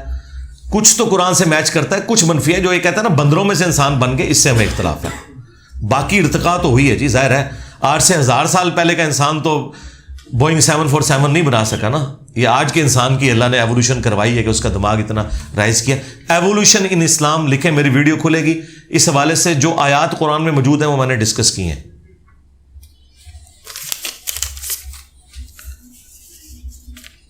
کیا تقدیر پر صرف اللہ تعالیٰ کا پری نالج ہے یا اللہ تعالیٰ کا پری پلان ہے؟ پری پلان تو نہیں ہے جی. یہ اگر آپ کریں گے تو یہ تو پھر ایک ظلم لازم آئے گا. پری نالج ہی انوالو ہے، پلان تو نہیں ہے اللہ تعالیٰ کا کہ آپ کو زبردستی جہنم میں بھیجنا ہے، نعوذ باللہ. دیکھیں انبیاء کا مقدمہ اس پر قائم ہے کہ فری ول انسان کو دی گئی ہے. قرآن میں واضح آیت ہے انا ہدیناہ السبیل اما شاکرا و اما کفورا. ہم نے ہدایت کا راستہ واضح کر دیا ہے، چاہو تو شکر گزاری کی روش اختیار کرو، خواہ ناشکری کی. تو انبیاء دنیا میں کس لیے آئے ہیں؟ کہ آپ کے پاس فری ول ہے، آپ کو سمجھانے ہے کہ یہ سچائی کا راستہ ہے، یہ برائی کا ہے. فَأَلْهَمَهَا فُجُورَهَا وَتَقْوَاهَا. ہاں 100% فری ول آپ کے پاس نہیں ہے. اور وہ جو میں کہہ رہا ہوں 100% نہیں ہے، تو جو نہیں ہے نا اس کے بارے میں آپ اکاؤنٹیبل بھی نہیں ہے. مثلا مجھ سے قیامت کے دن نہیں پوچھا جائے گا کہ تو فلاں ماں باپ کے گھر کیوں پیدا ہوا، اس میں میرا اختیار نہیں تھا. تیری آنکھوں کا رنگ یوں کیوں تھا، تیرے چہرے کی رنگت ایسی کیوں تھی، تیرا قد اتنا کیوں تھا، یہ کہیں قرآن و سنت میں ہے کہ قیامت کے دن ان چیزوں کے بارے میں سوال ہوگا؟ اس کا مطلب ہے یہ تمام چیزیں وہ ہیں جو ڈیسٹنی سے، تقدیر سے متعلقہ ہیں، جن کے بارے میں آپ سے اللہ تعالیٰ نے نہیں پوچھنا۔ رہ گیا آپ اپنی فری ول سے جو کچھ کرتے ہیں اس کے بارے میں آپ اکاؤنٹیبل ہیں۔ اور اگر آپ یہ سمجھتے ہیں کہ وہ بھی خدا کی طرف سے ہے اس حوالے سے کہ اللہ تعالیٰ نعوذ باللہ آپ سے زبردستی گناہ کرواتا ہے، تو میں پھر یہ چیلنج دیتا ہوں آپ کو کہ آپ اگر ایک فرض نماز جماعت سے پڑھنے کی ادائیگی گورنمنٹ کی طرف سے $1000 رکھ دیں تو دنیا کے سارے شیاطین مل کے بھی ایک یوٹیوبر کی فجر کی نماز نہیں ضائع کروا سکتے۔ یوٹیوبر کا ذکر اس وجہ سے کیتا ہے، اے منوس مارے پوری رات جاگتے رہتے ہیں، فجر دی جانے وقت سو جاتے ہیں، نماز پڑھے بغیر۔ اگر $1000 رکھے نا، وہ پوری رات بھی جاگتا رہے فجر، پھر بھی آپ کو پہلی صف پہ نظر آئے گا۔ کلپ تو بچارے وہ کسڑ کے کوئی $1000 مشکل نہ بڑھنا ہے نا نماز۔ تو اس کا کیا مطلب ہے؟ آپ اپنی فری ویل سے سب کچھ کر رہے ہیں۔ شیطان کبھی نہیں آگے سامنے کھڑا ہوتا کہ میں تمہیں آج مسجد نہیں بڑھن دینا، نہیں، صرف بلاتا ہے۔ تو اس پہ ایک میرا کلپ بھی ہے، شیطان سے آخری ملاقات، سورہ ابراہیم کی آیت نمبر 22 کور کی تھی کہ قیامت کے دن بھی انسان کہے گا شیطان نے سب کچھ کروایا، تو شیطان کہے گا آج اپنے آپ کو ملامت کر، میں نے تو صرف دعوت دی تھی، دعوت تو انبیاء بھی دے رہے تھے، تو نے جو کچھ کیا اپنی مرضی سے کیا۔ ڈیسٹنی اور تقدیر اتنا کریٹیکل ٹاپک ہے، قرآن میں آلموسٹ 200 آیات اس کے اوپر ہیں کم از کم، جو میں نے کور کی ہیں 4 لیکچرز میں، مسئلہ 103، 104A، 104B اور C۔ آپ تقدیر، ڈیسٹنی، انجینئر محمد علی مرزا لکھیں تو میری وہ ساری ویڈیوز کھل جائیں گی، ان میں میں نے آیات بھی کور کی ہیں اور احادیث بھی۔ آپ آل امیہ کی ناانصافیاں تو کھل کر بیان کرتے ہیں، لیکن کبھی آل عباس کے بارے میں ذکر نہیں کیا۔ بالکل آپ غلط کہہ رہے ہیں۔ آپ آل عباس اور انجینئر محمد علی مرزا لکھیں، ویڈیو نہ کھلے تو آپ کا ہاتھ اور ہمارا گریبان۔ کیا اسلام کی تعلیمات پر غور کرنے کے لیے جو گمان کیے جاتے ہیں، کیا وہ گمان کرنا غلط ہے؟ مثلا ایوولوشن کا گمان کرنا قرآن میں یہ تو میں پہلے بھی بتا چکا ہوں، آپ دیکھ رہے ہیں۔ گمان کی بنیاد پہ نہیں چلنا چاہیے، کوئی دلائل بھی ہونے چاہیے، میرے ہی گمان نہ ہوئے، اتنی لمبی نہ کوئی چھڈے لے آ کے، ہاں لمبی نہ چھڈو، مطلب جو کوئی فٹ ان بیٹھتی ہے کوئی بات وہ بٹھایا کرے، زبردستی نہیں بات کرنی چاہیے۔ شوہر اگر 2 سال سے ملک سے باہر ہے، بیوی یہاں پاکستان میں ہے، کیا یہ بیوی کی حق تلفی نہیں ہے؟ جی حق تلفی ہے، میں تو اس کے اوپر کافی دفعہ بول چکا ہوں، لیکن یہ سب کچھ شادی سے پہلے طے ہونا چاہیے نا۔ اس وقت تو بڑے شوق سے آپ رشتہ دے رہے ہوتے ہیں کہ منڈا باہر ہے، ہاں پہلے دیکھو تو صحیح کہ منڈا اس قابل بھی ہے کہ وہ اپنی فیملی کو باہر لے کے جا سکتا ہے، تو پھر آپ باہر نہ کریں رشتہ، آپ یہاں کوئی دیکھ لیں۔ تو یہ سب کچھ غلطیاں آپ کی آگے آتی ہیں۔ تو جو کمٹمنٹ کروانی ہے وہ آپ نے پہلے کروانی ہے، بعد میں کوئی نہیں کسی نے ماننی ہوتی۔ تو حق تلفی تو ہے، بالکل ہے۔ دنیا میں جتنی بھی قومیں ہیں انہوں نے اپنی زبان میں ترقی کی ہے۔ پاکستان میں انگلش کیا ضروری ہے اردو کی جگہ؟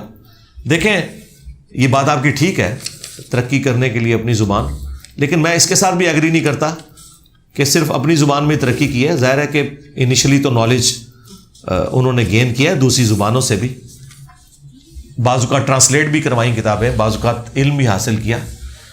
قومیں محنت سے ترقی کرتی ہیں جی، سیدھی سی بات ہے۔ اور آپ اپنے پڑوسی ملک انڈیا کو دیکھ لیں، کوئی انہوں نے ہندی زبان میں تو ترقی نہیں کی ہے، انگلش میں ہی کی ہے ترقی ساری۔ ان کے رکشا ڈرائیور بھی انگلش بولتے ہیں اتنی اچھی۔ ظاہر ہے وہاں پہ فارنرز آتے ہیں اور ایک اپنی گرمیوں کی چھٹیاں گزارنے کے لیے دوسرے ملکوں سے بھی لوگ وہاں پہ آتے ہیں، ٹورزم کا بھی بڑا کام ہے۔ تو محنت سے انسان اوپر جاتا ہے۔ یہ ثانوی چیز ہے جو آپ زبان والی بات کر رہے ہیں، زبان آنا بھی بہت فائدہ مند ہے۔ تو میرے خیال میں اگر آپ مجھ سے پوچھیں تو میں کہتا ہوں انگریزی کر دینی چاہیے، کیونکہ اس وقت جتنا نالج ہے وہ انگریزی میں ہے۔ ہمارے پاس تو IMF کی قسطیں ادا کرنے کے لیے پیسے نہیں ہیں، تو آپ یہ بھول جائیں کہ دنیا کا نالج آپ اردو میں ٹرانسلیٹ کر لیں گے۔ ہاں مجھے بتائیں یہ پاسبل ہے؟ وہ کہانیاں کرانی بند کرو۔ آپ ایسی تھیوریز لوگ آ کے پیش کرتے ہیں جو پریکٹیکلی پاسبل ہی نہیں ہوتی، تو یہ کام بالکل نہیں ہونا۔ جس طرح شاہ ولی اللہ دہلوی نے دیکھا کہ یہ کبھی نہیں ہونا کہ مسلمان عربی سیکھ کے قرآن سیکھیں، انہوں نے کہا یہ تے کام ختم، ہونا ہوتا تو میرے تو پہلے ہو گیا ہوتا. انہوں نے کہا میں قرآن کو ان کی زبان میں ٹرانسلیٹ کروں گا. فارسی میں کیا, پھر بعد میں اردو میں ہوا. یہ کیوں ہوا کہ انہوں نے سمجھ لیا.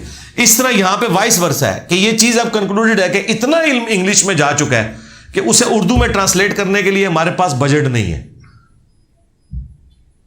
اور نہ پاسبل ہے. پھر اردو زبان میں نقطے اتنے زیادہ ہیں کہ نقطے ہی ختم نہیں ہوتے. پھر ساری کی ساری ٹرمز جو ہیں وہ انگلش کی ہیں. ان انگلش کی ٹرمز کو اردو میں ٹرانسلیٹ کرنے کے لیے ایک ایک لائن کی آپ کو ٹرم بنانی پڑتی ہے. ٹھیک ہے, میں آپ کو شغل کے طور پہ بتاتا ہوں. یہ ہماری جو ڈپلوما کی بکس ہیں نا میکینیکل انجینئرنگ کی, تو وہ اردو میں بھی انہوں نے کچھ ٹرانسلیٹ کی ہوئی ہیں. جو ڈپلوما 3 سال کا ہوتا ہے, آپ اسے انجینئرنگ تو نہیں, بی ایس انجینئرنگ نہیں, وہ جو اس سے پہلے 3 سال کا DAE ہے نا, ایسوسیٹ انجینئرنگ میں. اس میں آپ ذرا ان کی جو اردو کی کتابیں ہیں نا, آپ اس میں دیکھیں کہ انہوں نے باقاعدہ جو ہماری میکینیکل انجینئرنگ میں بنیادی مشینیں ہیں نا, ان کو بھی انہوں نے اردو میں ٹرانسلیٹ کیا ہوا ہے. ٹھیک ہے, اب وہ ایک مشین ہے, اسے شیپر مشین کہتے ہیں, جو شیپ کرتی ہے. آپ کوئی بلاک رکھ دینا تو وہ ٹو اینڈ فرو یوں موو کرتی ہے, اس کے آگے کٹر لگا ہوتا ہے, اور وہ رندے کی طرح جس طرح آپ لکڑی چھیلتے ہیں نا, تو وہ اس کو میٹل کو چھیلتی ہے. اس کا انہوں نے اردو میں ترجمہ کیا ہوا ہے آگے پیچھے پھسلن. اس قسم کے پھر نام رکھے ہوتے ہیں. آپ یقین کریں کئی انگریزی کے جو الفاظ ان کے اردو میں جب آپ ترجمے پڑھیں گے آپ حیران ہو جائیں گے. آپ کہیں گے یار انگریزی بھائی, شیپر مشین تے میں رکھ سکنا وا, لیتھ مشین منو یاد رہے گی, ایڈا لمبا نام. پھر انہوں لکھنے واسطے منو دسو آگے پیچھے پھسلن, پیچھے اور پھسلن لکھنے واسطے بھی اینا دماغ چاہیے. عام بندہ تے لفظ ہی نہیں لکھ سکتا. پھسلن ہے جی, پھے اور نقطے. تو میں کہتا ہوں بس اردو زبان کو آپ تبرک کے طور پہ سینے سے لگا کے رکھیں بولنے کے لیے. سب کو تعلیم ساری انگریزی میں ہی ہونی چاہیے, چاہے کسی کو یہ برا لگے. ہاں, اگر ہماری اکانومی اتنی رائز کر جائے اور ہم آنے والی نسلوں کو اردو زبان میں نالج دے سکتے ہیں تو پھر ٹھیک ہے, پیرلل میں کریں. مثالیں آپ دیتے ہیں چائنا کی, مثالیں آپ دیتے ہیں جرمنی کی, تو جناب انہوں نے اس پہ محنت کر کے اسے ڈیولپ کر لیا نا, تو چائنا پھر آپ کو ہر فیلڈ میں آگے نظر بھی تو آ رہا ہے نا. تو ہمارے مسئلے ذرا ڈفرینٹ ہے. تو انگلش زبان سیکھنا کوئی عیب والی بات نہیں ہے. مستقبل کے اب دنیا کی زبان ہی سب سے بڑی انگلش ہے جی, سیدھی سی بات ہے. اس سے تو چھٹکارا ممکن نہیں ہے. اس لیے اب تو میرا اسکول بھی زیادہ تر انگلش میڈیم ہی ہو چکے ہیں, تو ٹھیک ہے.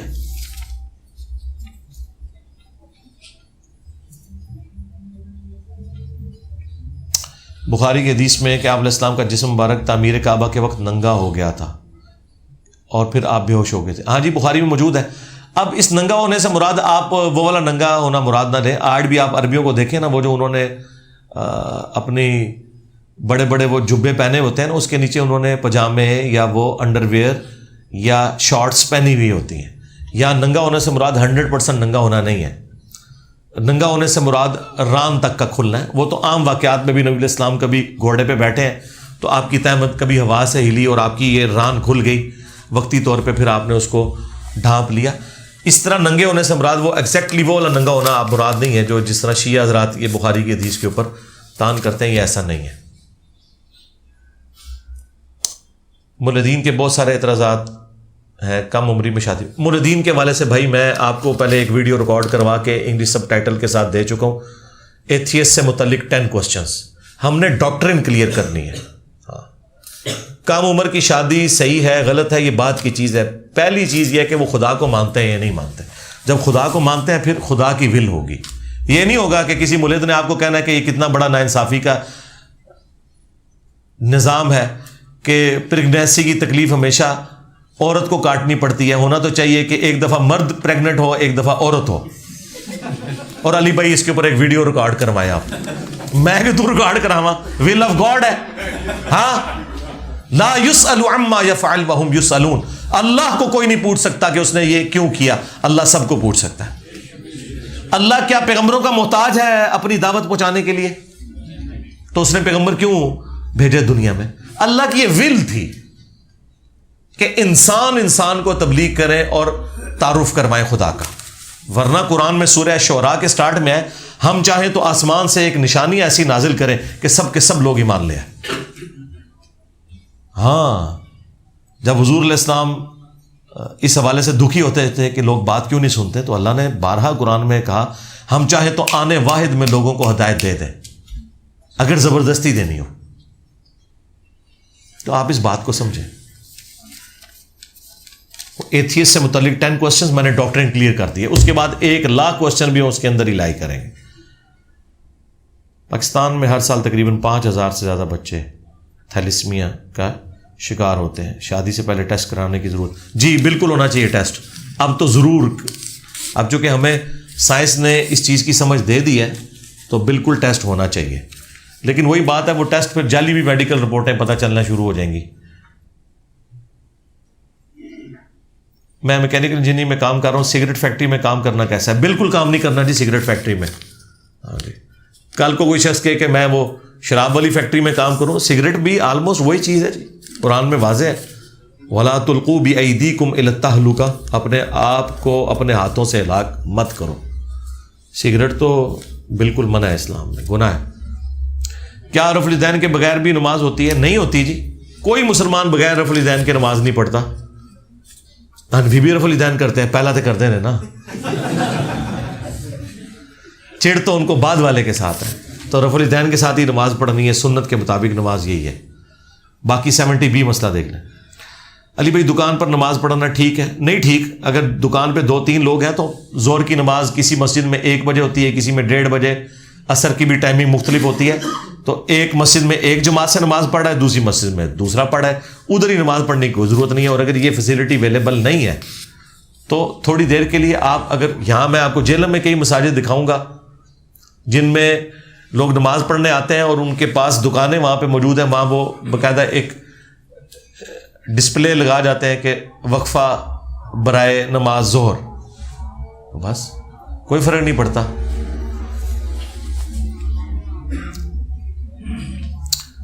آپ کی مولانا صاحب کے کمالات نبوت والی بات پر کیا رائے ہے؟ میرا تو اس کے خلاف پورا لیکچر موجود ہے، رپلائی ٹو مولانا اسحاق آن ختم نبوت.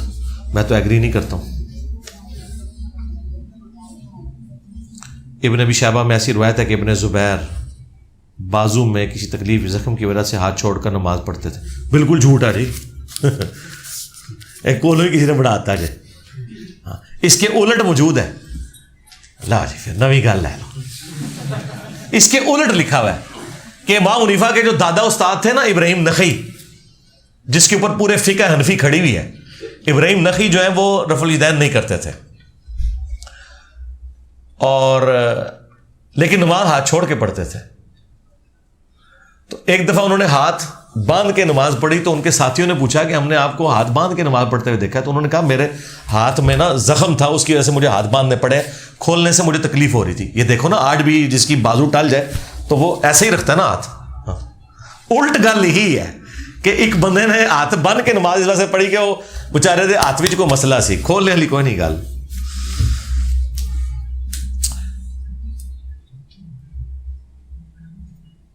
جسم بنانے کے لیے اسٹیرائڈز کا استعمال کر سکتے ہیں؟ نہیں جی، اسٹیرائڈز کا تو استعمال نہیں کرنا چاہیے، تو مضر صحت ہے جی. جسم بنا کے آپ نے کیا کرنا ہے؟ بس صحت مند جسم ہونا چاہیے، بنانے کی کوئی ضرورت نہیں ہے. بعد ایڈی ایڈیاں گاواں مر جاندیاں نے، سنبھالنے نہیں جاندیاں، کیا کیا بیماریاں ہوتی ہیں. میں نے تو ان میں سے کوئی بھی بڑی عمر تک پہنچتے ہوئے بندہ نہیں دیکھا. اتنی مشکل ان کی زندگی ہو جاتی ہے. کیا حضرت معاویہ رضی اللہ تعالیٰ عنہ کو حضرت حجر ابن عدی ان کے ساتھیوں کے قاتل کہتے ہیں، دوسری طرف انہیں جنتی بھی کہتے ہیں؟ بھائی جنت جہنم کا فیصلہ اللہ نے کرنا ہوتا ہے. باقی رہ گیا یہ والا معاملہ، وہ تو موجود ہے المستدرک الحاکم میں. حجر ابن عدی نے کہا تھا کہ مجھے میری بیڑیوں سمیت دفن کرنا، میں پولیس رات پہ معاویہ کو پکڑوں گا. تو وہ قیامت کا معاملہ ہے، اللہ کے سپرد کرتے ہیں جی. پروویڈنٹ فنڈ اگر پرائیویٹ کمپنی بغیر بتائے کٹنگ کر لے اور بتائے بھی نہ، اس کا ڈبل کیسے دیا جا رہا ہے؟ تو ریزائن کرنے کے بعد لیا جا سکتا ہے جی. لے لیں، لیکن اس سے پوچھیں تو صحیح نا، وہ جو ڈبل کیا ہے انہوں نے وہ سود سے کیا ہے یا کمپنی نے خود پیسے ڈالے ہیں؟ اگر خود ڈالے ہیں پھر آپ رکھ لیں، اور اگر وہ سودی پیسہ ہے تو پھر بغیر ثواب کی نیت کے صرف سود والا حصہ جو ہے نا وہ آپ کسی کو دے دیں، لیکن جو باقی اوریجنل پرنسپل اماؤنٹ ہے وہ آپ اپنے پاس رکھ لیں. میرا حج عمرہ کا کام ہے, وہاں ہمیں کافی نامحرم خواتین کے پاسپورٹ اور فوٹوز نظر آتی ہیں. بس ٹھیک ہے, وہ مٹکا نہ آپ کریں تو باقی ٹھیک ہے, جائز ہے, کوئی مسئلہ نہیں. وہ اللہ تعالیٰ آپ سے پوچھ لے گا, وہ میں نہیں صاف رکھ سکتا. What are your thoughts about Saudi Neom cities? وہ کوئی نہیں, نیون سٹی کو نہیں بننا. آج میری ویڈیو نوٹ کر لو تھی, کوئی نہیں بننا. وہ ایڈا پیسہ وہ لگنا ہے, اور نہیں بنتا, بے فکر ہو, ٹینشن نہیں لینی. تھریٹیکل ہے کہانی مگر لات چھڑ ہے, تو پاسبل ہی نہیں ہے. اس کے لیے جو ریکوائرمنٹ ہے وہ پاسبل ہی نہیں ہے. کام انہوں نے شروع کیا ہوا ہے, لیکن وہ اینڈ پہ چھوٹا سا ہی پروجیکٹ رہ جانا ہے, بے فکر ہے. باقی شرعی طور پہ تو ظاہر ہے جو چیزیں غلط ہیں وہ غلط ہیں, مجھ سے پوچھنے کی کیا ضرورت ہے. زکوٰۃ دینے کی شرح چاندی کے حساب سے ہوگی, سونے کے حساب سے ہوگی. چاندی تو ابسلیٹ ہو چکی بھائی, چاندی دنیا میں اب کرنسی نہیں ہے. اگلے زمانوں میں سونے کے جو کوائنز تھے وہ دینار ہوتے تھے اور چاندی کے درہم ہوتے تھے, اور اس وقت وہی نسبت تھی کہ 7.5 تولہ سونا اکویلنٹ ٹو 52.5 تولے چاندی ہوا کرتی تھی. لیکن آج تو زمین و آسمان کا فرق ہو چکا ہے. ایون ہمارے جو کرنسی نوٹ بھی ہے نا, وہ بھی سونے کے اکویلنٹ ہے, چاندی کے اکویلنٹ نہیں. اس کے اوپر میرا تفصیلی ویڈیو ریکارڈ ہے. کرنسی نوٹ کے اوپر آپ لکھیں زکوٰۃ کا نصاب سونے میں ہوگا یا چاندی میں, سونے میں ہوگا. چاندی تو اب آبسلیٹ ہو چکی ہے. اور اس میں اصل وہ حدیث بخاری میں کہ 5 سے کم اونٹوں کے اوپر زکوٰۃ نہیں ہے. اب 5 سے کم اونٹوں پہ زکوٰۃ نہیں ہے, تو 5 اونٹوں کی آپ ذرا قیمت نکالیں تو آلموسٹ وہی 7.5 تولہ سونا بنتی ہے. اور جو چاندی 52.5 تولے ہے, اس میں تو ایک اچھا بکرا بھی نہیں آتا. ہاں, تو اس کے اوپر زکوٰۃ بتانا لوگوں کو زیادتی ہے. مولویوں نے خام خواہ یہ نصاب نکالا ہے اپنی تجوریاں بھرنے کے لیے. جب سے میں نے رفع الیدین شروع کیا ہے, گاؤں والے اور سارے گھر والے مجھے کہتے ہیں آپ قادیانی ہو گئے. کوئی علمی جواب دیں. علمی جواب یہ ہے کہ انہیں کہیں کہ میں آج ہی رفع الیدین چھوڑ دوں گا, قادیانیوں کی عبادت گاہ میں چلتے ہیں. اگر قادیانی بریلوی اور دیوبندیوں کے طریقے پہ, حنفی طریقے پہ نماز پڑھ رہے ہوئے تے تواڈے بھرا, تے جے رفع الیدین کر رہے ہون تے میرے بھرا, تو دیکھو کیسی بولتی بند ہوگی. اور قادیانی تو حنفی ہیں, ان کے بڑے مربی کی میں نے ویڈیو چلا دیا, اس پہ بھی میرا کلپ ریکارڈ ہے. حنفی بریلوی, حنفی دیوبندی اور حنفی قادیانی, آپ جا کے لکھیں. تو ان کو آپ قرآن حدیث بتانے کی ضرورت نہیں. ان کو آؤ چلیے قادیانیاں دی عبادت گاہ تکنے کہ تواڈے بھرا نے یا میرے بھرا نے, تے تواڈے بھرا نکلنے نے. میرے پاس ایک بھائی اٹلی میں, وہ تبلیغی جماعت کے امیر تھے. ان کا چھوٹا بھائی جو ہے وہ میرے پاس آتا تھا, ویڈیوز دیکھ کے وہ پہلے گمراہ ہوا, اور پھر وہ اپنے بڑے بھائی کو لے کے آ گیا کہ جی آپ نے میرے بھائی کو قادیانی کر دیا. میں نے ان کی بات بڑی تحمل مزاجی سے سنی. میں نے کہا جی کوئی لڑنے والی بات نہیں ہے, ہمارے گھر کے قریب ہی آلموسٹ 1 کلومیٹر سے بھی کم فاصلے پہ قادیانیوں کی عبادت گاہ ہے, ہم وہاں جاتے ہیں. اگر تو قادیانی تبلیغی جماعت والے طریقے پہ نماز پڑھ رہے ہوئے تو وہ آپ کے بھائی ہوں گے, اور اگر وہ رفع الیدین سے نماز پڑھ رہے ہوئے تو ہمارے بھائی ہوں گے. ابھی فیصلہ کر لیتے ہیں. کہتے نہیں رہنے دیں. تھوڑی دیر پہلے کانفیڈنس لیول آسمان پہ, اور تھوڑی دیر بعد ہونا تو چاہیے تھا کہ وہ کہتا کہ جی میں آپ سے معافی مانگتا ہوں, میں نے جھوٹا الزام لگایا, میں آپ کے ساتھ چلتا ہوں. تو آپ ذہن میں رکھیں قادیانی رفع الیدین نہیں کرتے.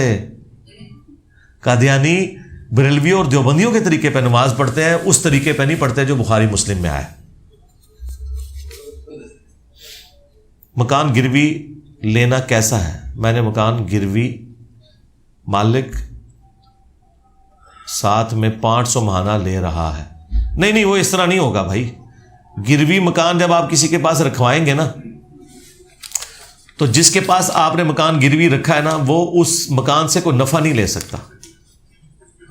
اور اگر وہ نفع لے گا تو صرف اس صورت میں, بخاری میں آتی یہ حدیث موجود ہے کہ اگر کسی کے پاس, ابو داؤد میں بھی تفصیل کے ساتھ ہے کہ اگر کسی کے پاس آپ بھیڑ بکریاں گروی رکھواتے ہیں اور اس کے ایکویلنٹ اس سے آپ قرضہ لیتے ہیں, تو وہ بھیڑ بکریوں کی پرورش کے لیے جو انہیں چارہ کھلاتا ہے, اس کے ایکویلنٹ ان بھیڑ بکریوں کا دودھ استعمال کر سکتا ہے. باقی کا دودھ بھی وہ اس کو دے گا جس نے گروی رکھوائی ہوئی ہے, ورنہ تو یہ سود ہو جائے گا.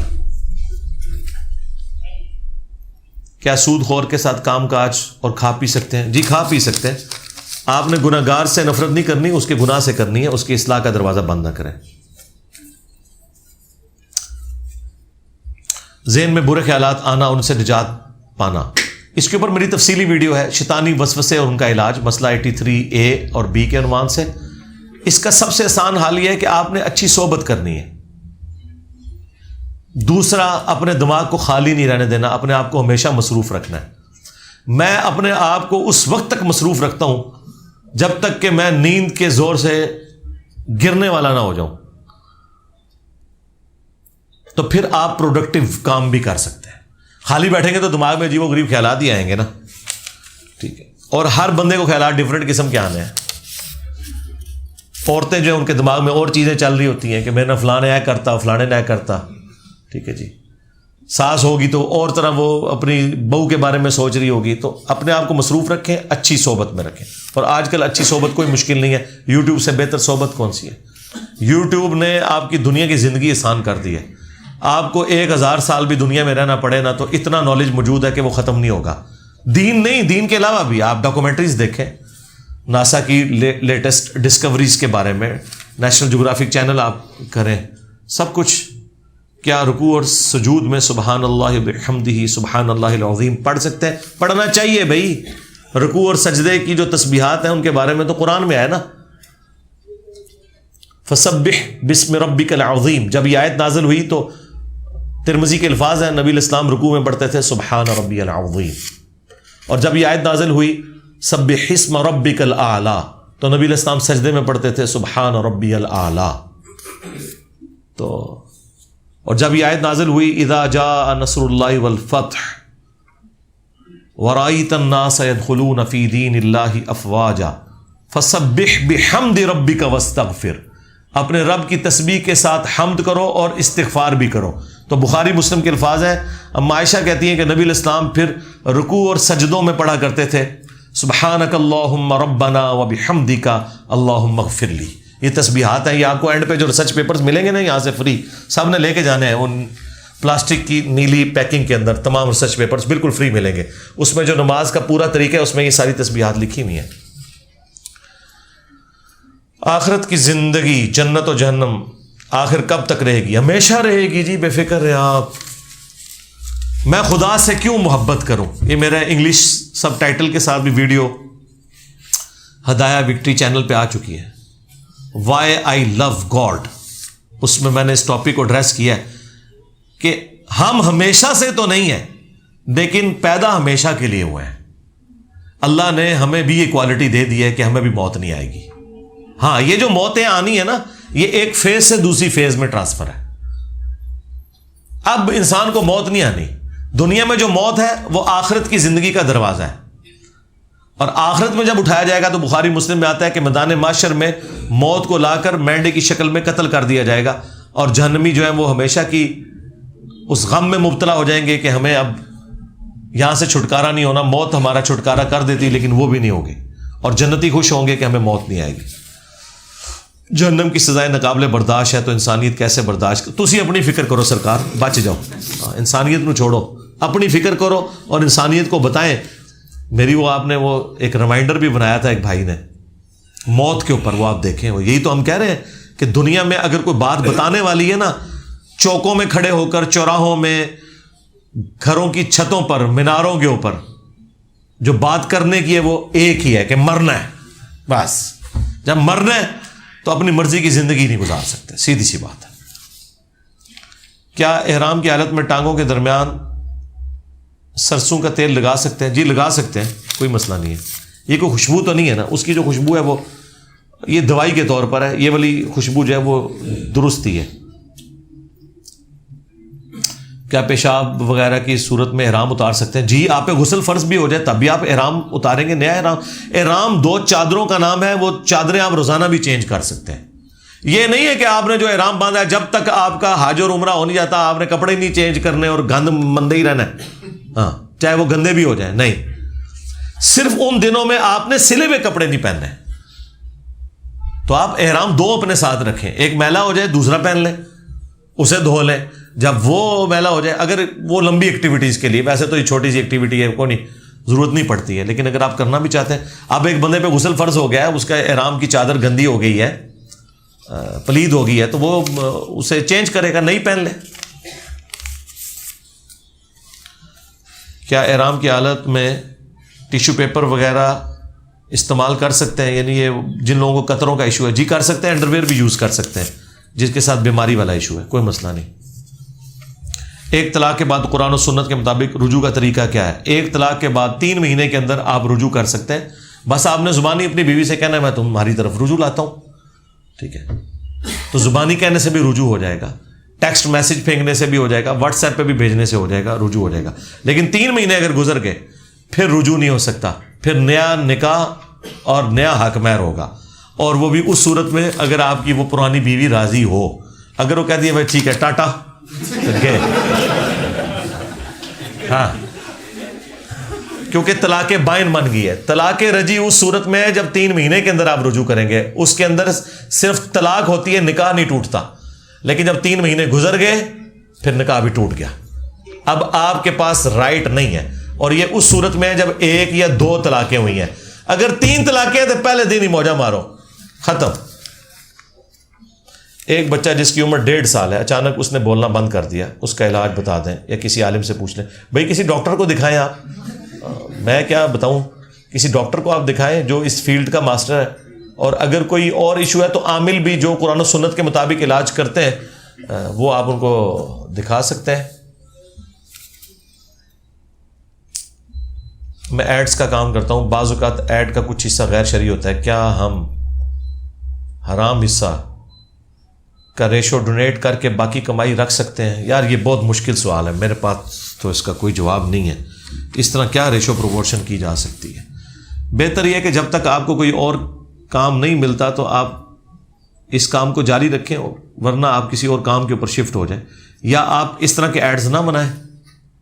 جس طرح یہ جو باربر کا کام ہے، اس کے اوپر میری ویڈیو ریکارڈ ہوئی تھی کہ باربر کے کام میں صرف ایک ایشو ہے جس کے اوپر آپ کہہ سکتے ہیں کہ حرام ہے، وہ داڑھی مونڈنا، بس۔ داڑھی کاٹنا حرام نہیں ہے، چھوٹی داڑھی رکھنا بھی جائز ہے، لیکن وہ داڑھی اتنی ہو جتنی شاید افریدی صاحب کی ہے، عرف عام میں جسے داڑھی کہا جائے۔ اس کے علاوہ آج کل تو جو فیشر والا چکر ہے اس میں تو اتنی کمائی ہے کہ اس کو آپ چھوڑ دیں، تو صرف داڑھی مونڈنا حرام ہے، باقی سارے اس کے کام درست ہیں۔ یا دوسرا وہ اس قسم کا ہیئر کٹنگ کروانا جس میں آپ وہ لائنیں بنواتے ہیں، وہ شیو آف کر کے قضا کرنا، وہ بخاری مسلم میں وہ منع ہے۔ تو یہاں پہ بھی آپ وہ والا کام نہ کریں، باقی کام آپ کر دیں۔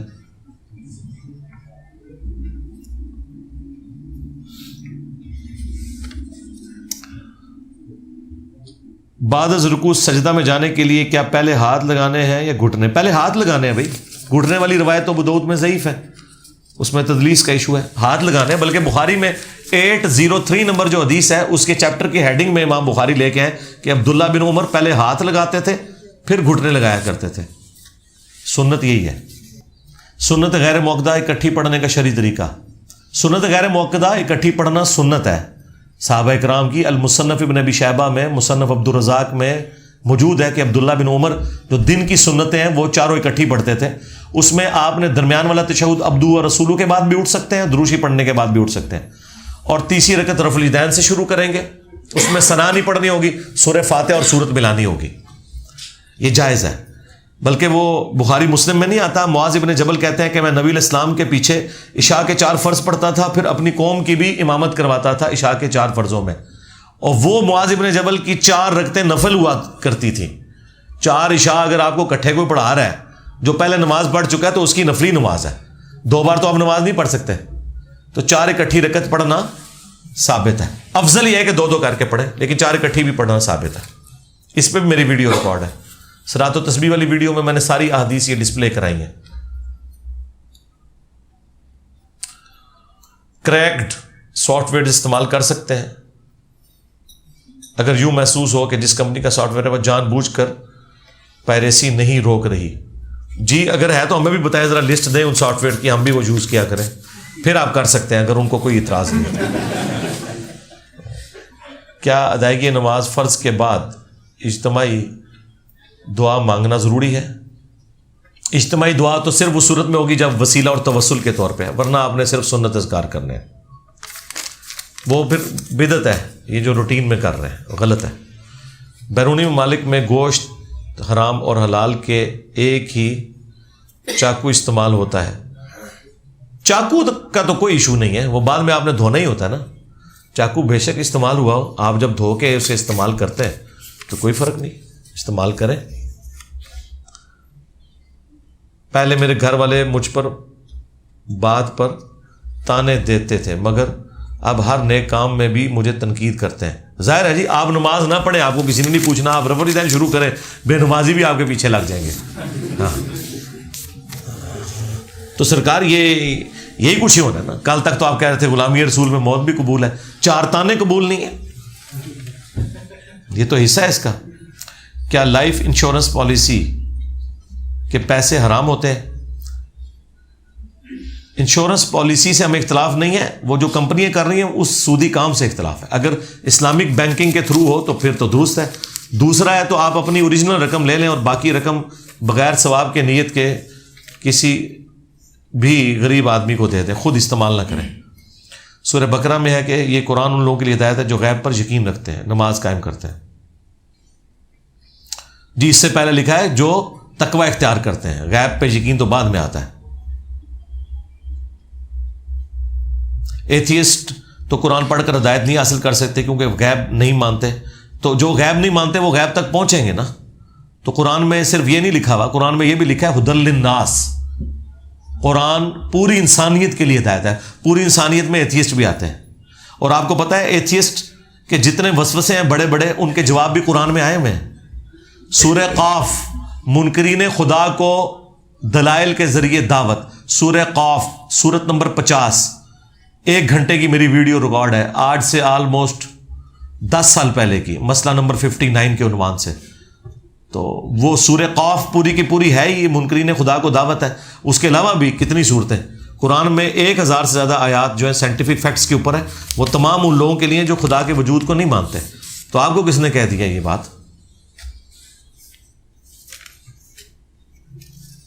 آپ نے نماز باندھنے کے حوالے سے فرمایا تھا کہ انگلیوں کے پوروں سے کندھوں تک ہوتا ہے, جبکہ قرآن میں چور کے ہاتھ کاٹ, وہ چور کے ہاتھ جب کاٹنے کا معاملہ ہے وہ علیحدہ ہے, وہ اس کی تفصیلات ہیں.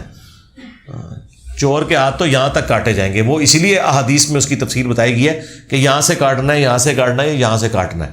جب وہ تفصیلات میں آتے ہیں, جس طرح آپ تشہد دیکھیں, ہم تشہد جو ہے عام حالت میں اسے تشہد ہی بولتے ہیں, لیکن جب اس کی تفصیلات کوئی پوچھے گا تو ہم کہیں گے تشہد میں پہلے تشہد ہوتا ہے, پھر درود شریف ہوتا ہے, پھر دعائیں ہوتی ہیں.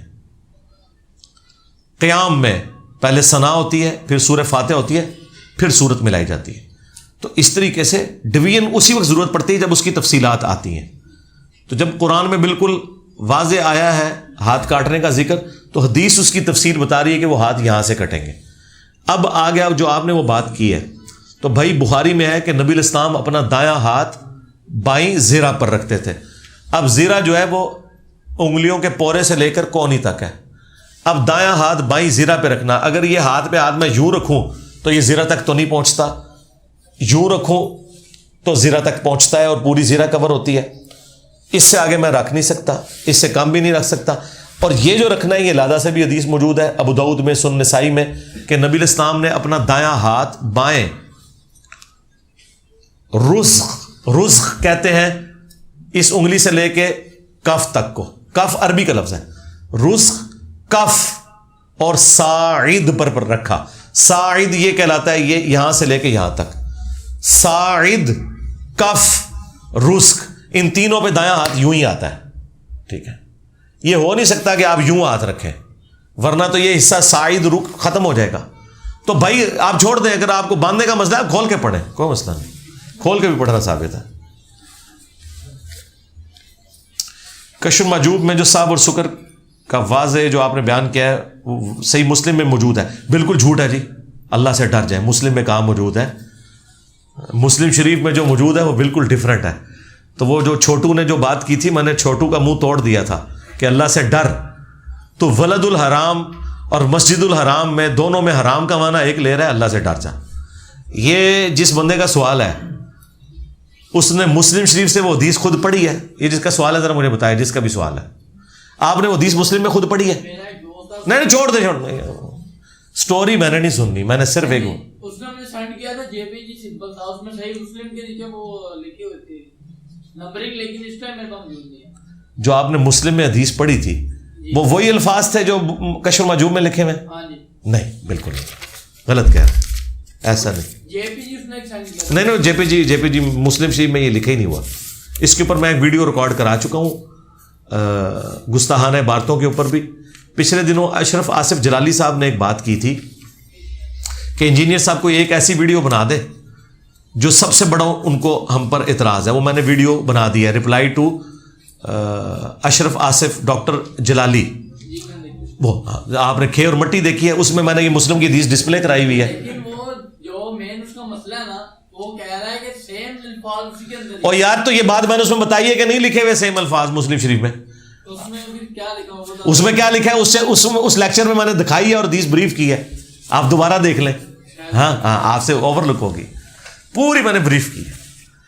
اینڈ پہ جا کے نا جو یہ حدیث کی کتابوں سے جھوٹ بولتے تھے نا، ایک مسلم شریف سے بولتے تھے کہ جی تو میرا بندہ میں تیرا رب، وہ میں نے جواب دیا تھا مسلم شریف سے.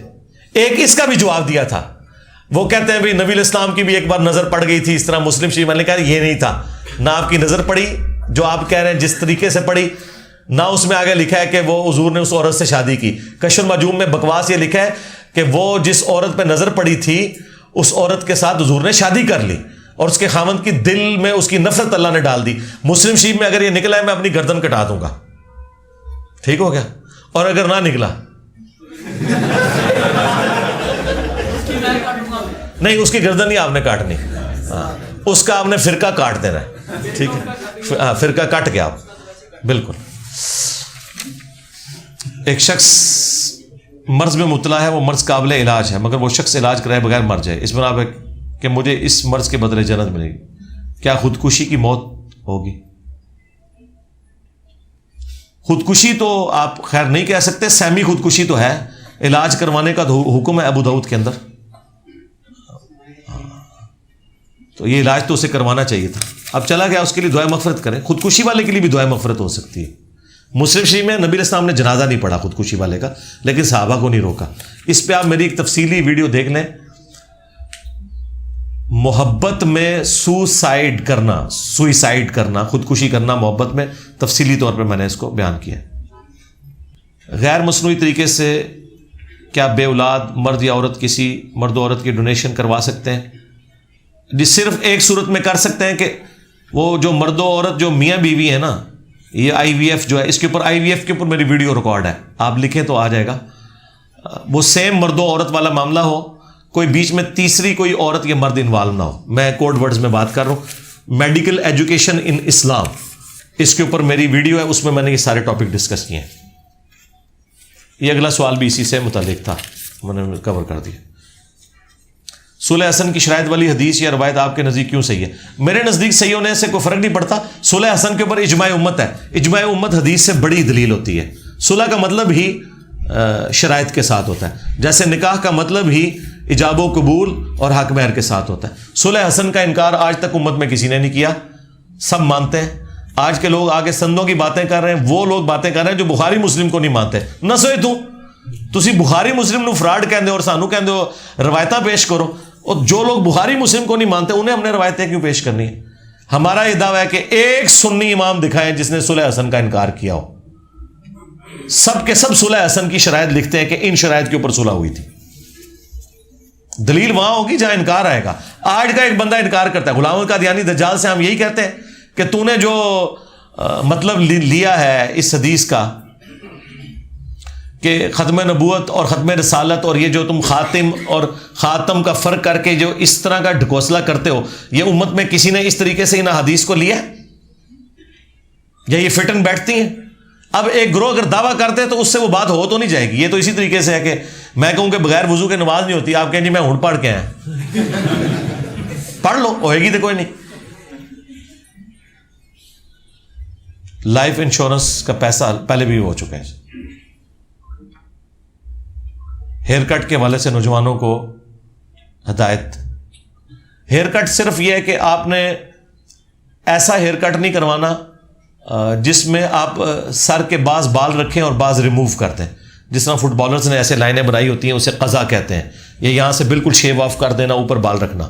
ہاں یہاں تھوڑے بال رکھے ہیں, اوپر زیادہ رکھے ہیں, یہ درست ہے. یہاں سے شیو کروانا بالکل پیالہ بنا کے تو شیو آف کر دینا یہ منع ہے. یہاں سے ہلکے, یہاں سے زیادہ رکھنا یہ جائز ہے. پروویڈنٹ فنڈ ڈبل کیوں نہیں لیا جا سکتا اگر کمپنی مسلمانوں کی ہو؟ اس پر سود کی دلیل کیا ہے؟ جی سود کی دلیل تو کوئی نہیں ہے. سود ہو تو میں نے تب کہا ہے, اگر سود نہیں ہے تو آپ لیں. کس نے منع کیا آپ کو؟ یہ تو کمپنی بتائے گی. نماز میں ہاتھ باندھنے پر مولانا اسحاق صاحب کی ویڈیو ہے جس میں کلائی کو پکڑ کر بتا. یار مولانا اسحاق کو تو میں نے خود نماز پڑھتے ہوئے دیکھا ہے, وہ ایسے ہاتھ باندھتے تھے. چھوڑ دو, اس طرح تو میں نے انہیں ہاتھ باندھتے ہوئے نہیں دیکھا, چھوڑ دو. اور زبیر لزئی صاحب نے تو میری ویڈیو میں ایسے ہاتھ باندھ کے بتایا. آپ چھوڑ کے پڑھ لیں نا. اگر غلطی سے زبان پر کوئی گستاخانہ عبارت آ جائے تو کیا اس کا گناہ ملے گا؟ گستاخی کی نیت ہوگی تو ملے گا, ویسے تو نہیں ملے گا. اور توبہ کر لیں, ختم.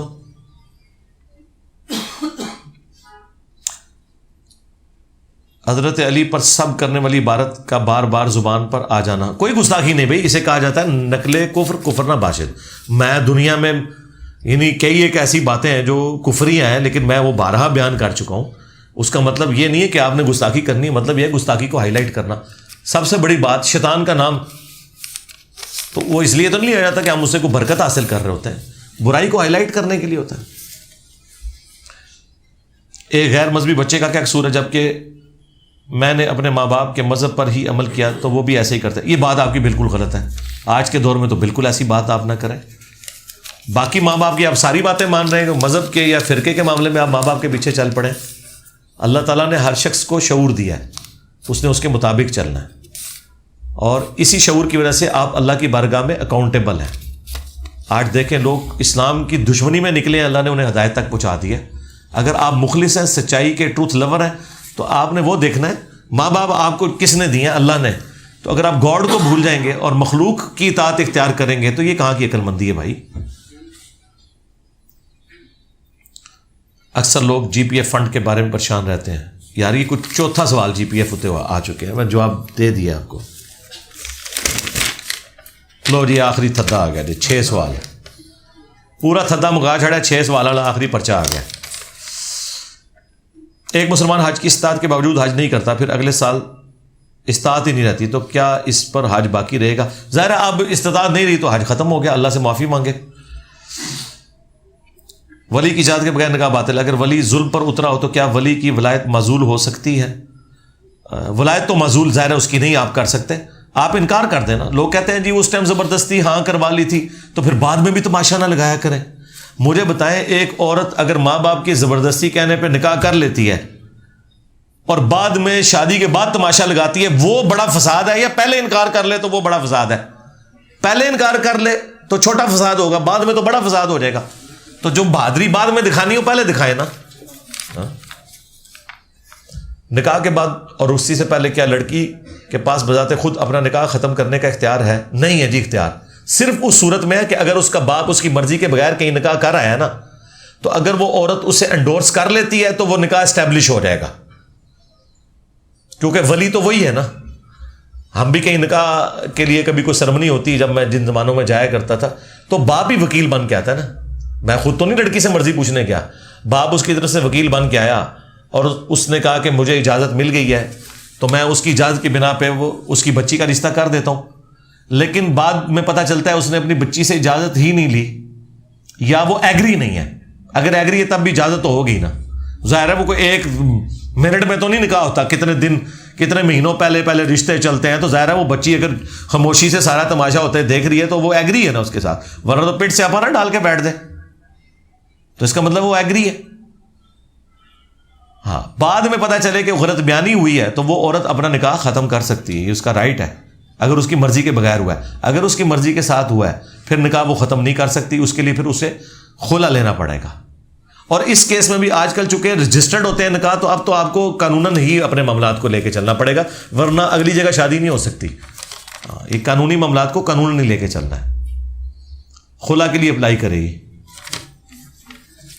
ایک ایسا کلمہ گو مسلمان جس کا عقیدہ ہو کہ اللہ کے دین کو سیاسی, حکومتی اور ریاستی اور نظامی معاملات سے دور رکھنا چاہیے, یعنی سیکولر, تو آپ بھی مسلمان ہیں یا کافر ہیں؟ نہیں، مسلمان ہی ہیں. ظاہر ہے اسلام کے سیاسی نظام نے جو کچھ آپ کے ساتھ کیا ہے، جو ہمارے بچوں کو اسلام کے سیاسی نظام کا تعارف ہوا ہے، اس کے بعد کوئی بیوقوف آدمی اس نظام سے محبت کرے گا نا.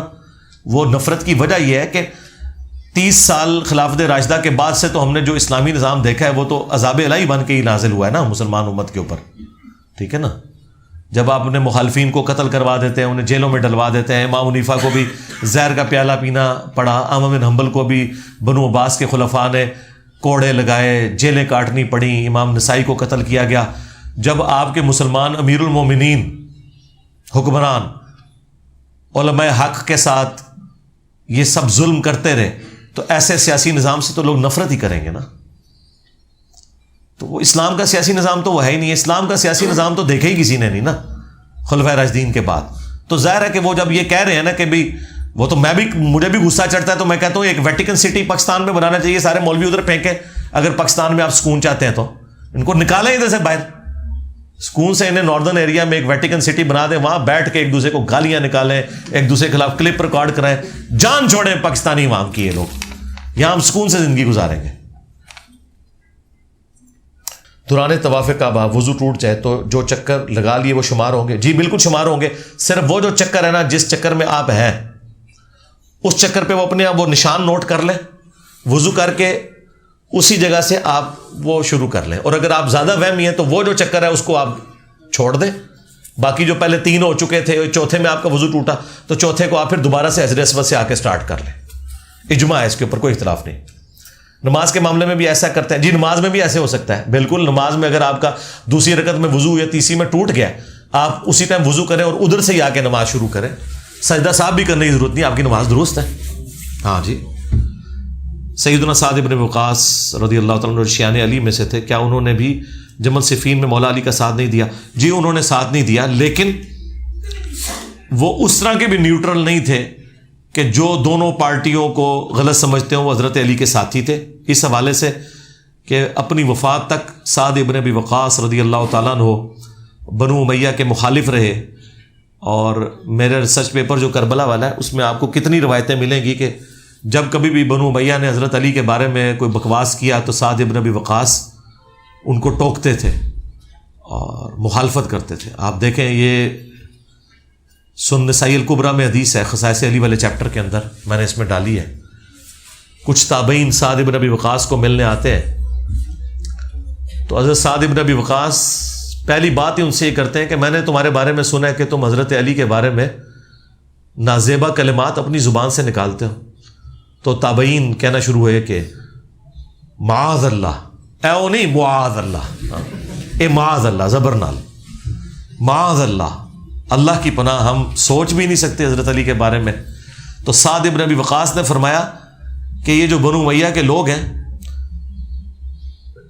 یہ اگر میرے سر کے درمیان میری مانگ کے اوپر آرا رکھیں لوہے کا اور مجھے دھمکی لگائیں کہ تیرے 2 ٹکڑے کر دیے جائیں گے، تو حضرت علی کے بارے میں کوئی ایک جملہ بھی ایسا بول جو نیگیٹو ہو تو میں اپنے 2 ٹکڑے کروا لوں گا، لیکن حضرت علی کے بارے میں ایک جملہ بھی میں تنقیص کا نہیں بولوں گا، کیونکہ جو کچھ میں نے رسول اللہ سے حضرت علی کی شان میں سن رکھا ہے.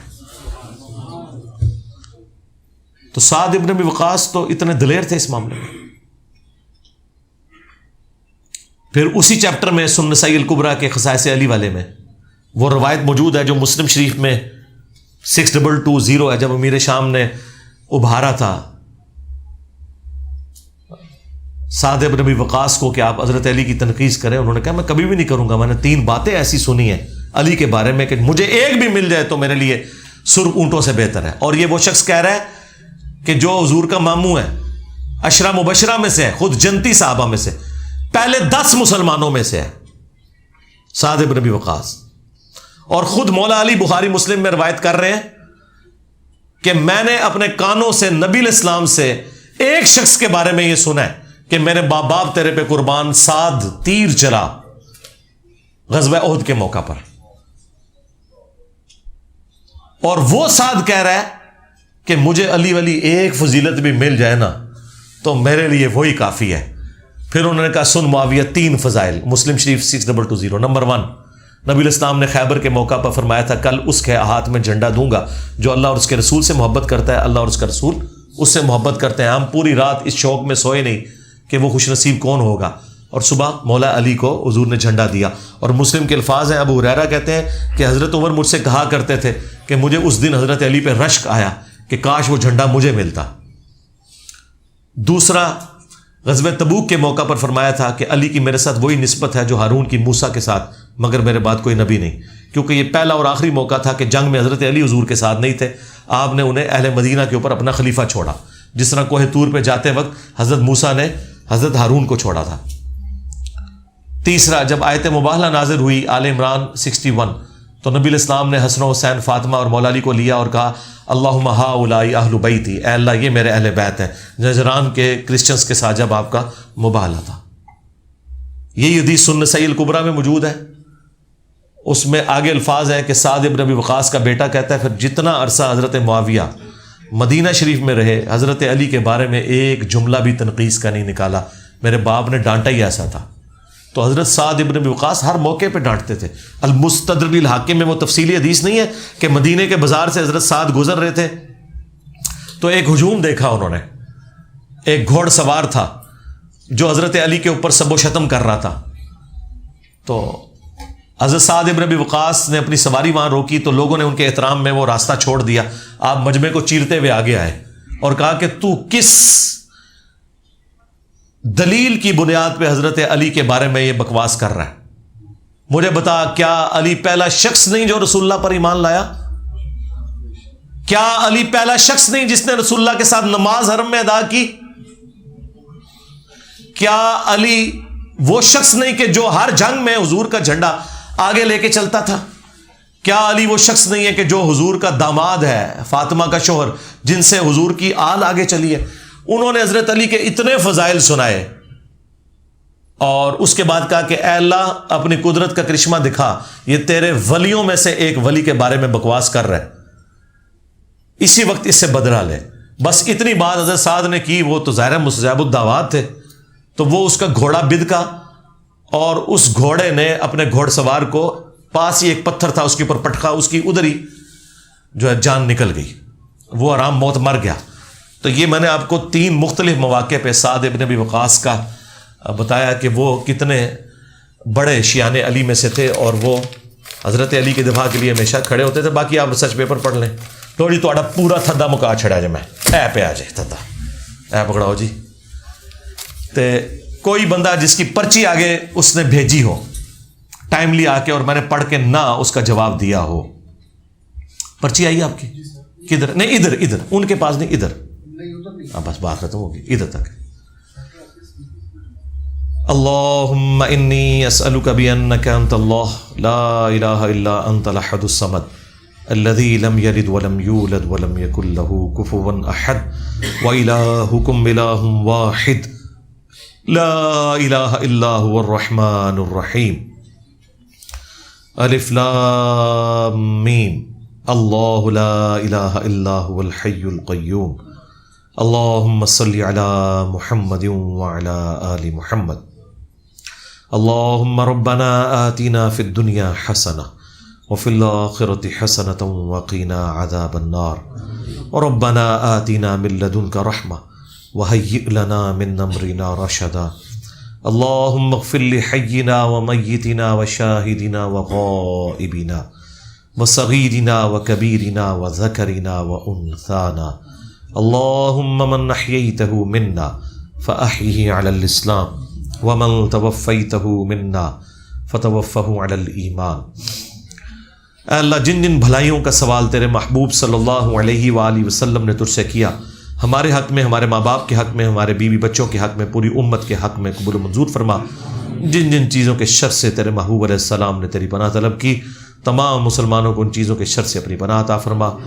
اے اللہ پوری دنیا کے مسلمان، خصوص بالخصوص چائنا، انڈیا، کشمیر، فلسطین، یمن، عراق، شام، افغانستان، پاکستان میں جہاں کہیں کس پرسی کی زندگی گزار رہے ہیں، اے اللہ غیب سے ان کی عزت، آبرو، جان و مال کی حفاظت فرما۔ حاضرین کے دلوں میں جو جو نیک اور جائز دعائیں ہیں قبول فرما۔ حاضرین کے جو چھوٹے بڑے رشتہ دار فوت ہو چکے ان کی مغفرت فرما، اور جو لوگ بیمار ہیں انہیں شفائے کلی عطا فرما۔ سبحان ربک رب العزت عما یصفون وسلام علی المرسلین والحمد للہ رب العالمین وصلی اللہ علی النبی الکریم وعلی آلہ واصحابہ اجمعین الی یوم الدین.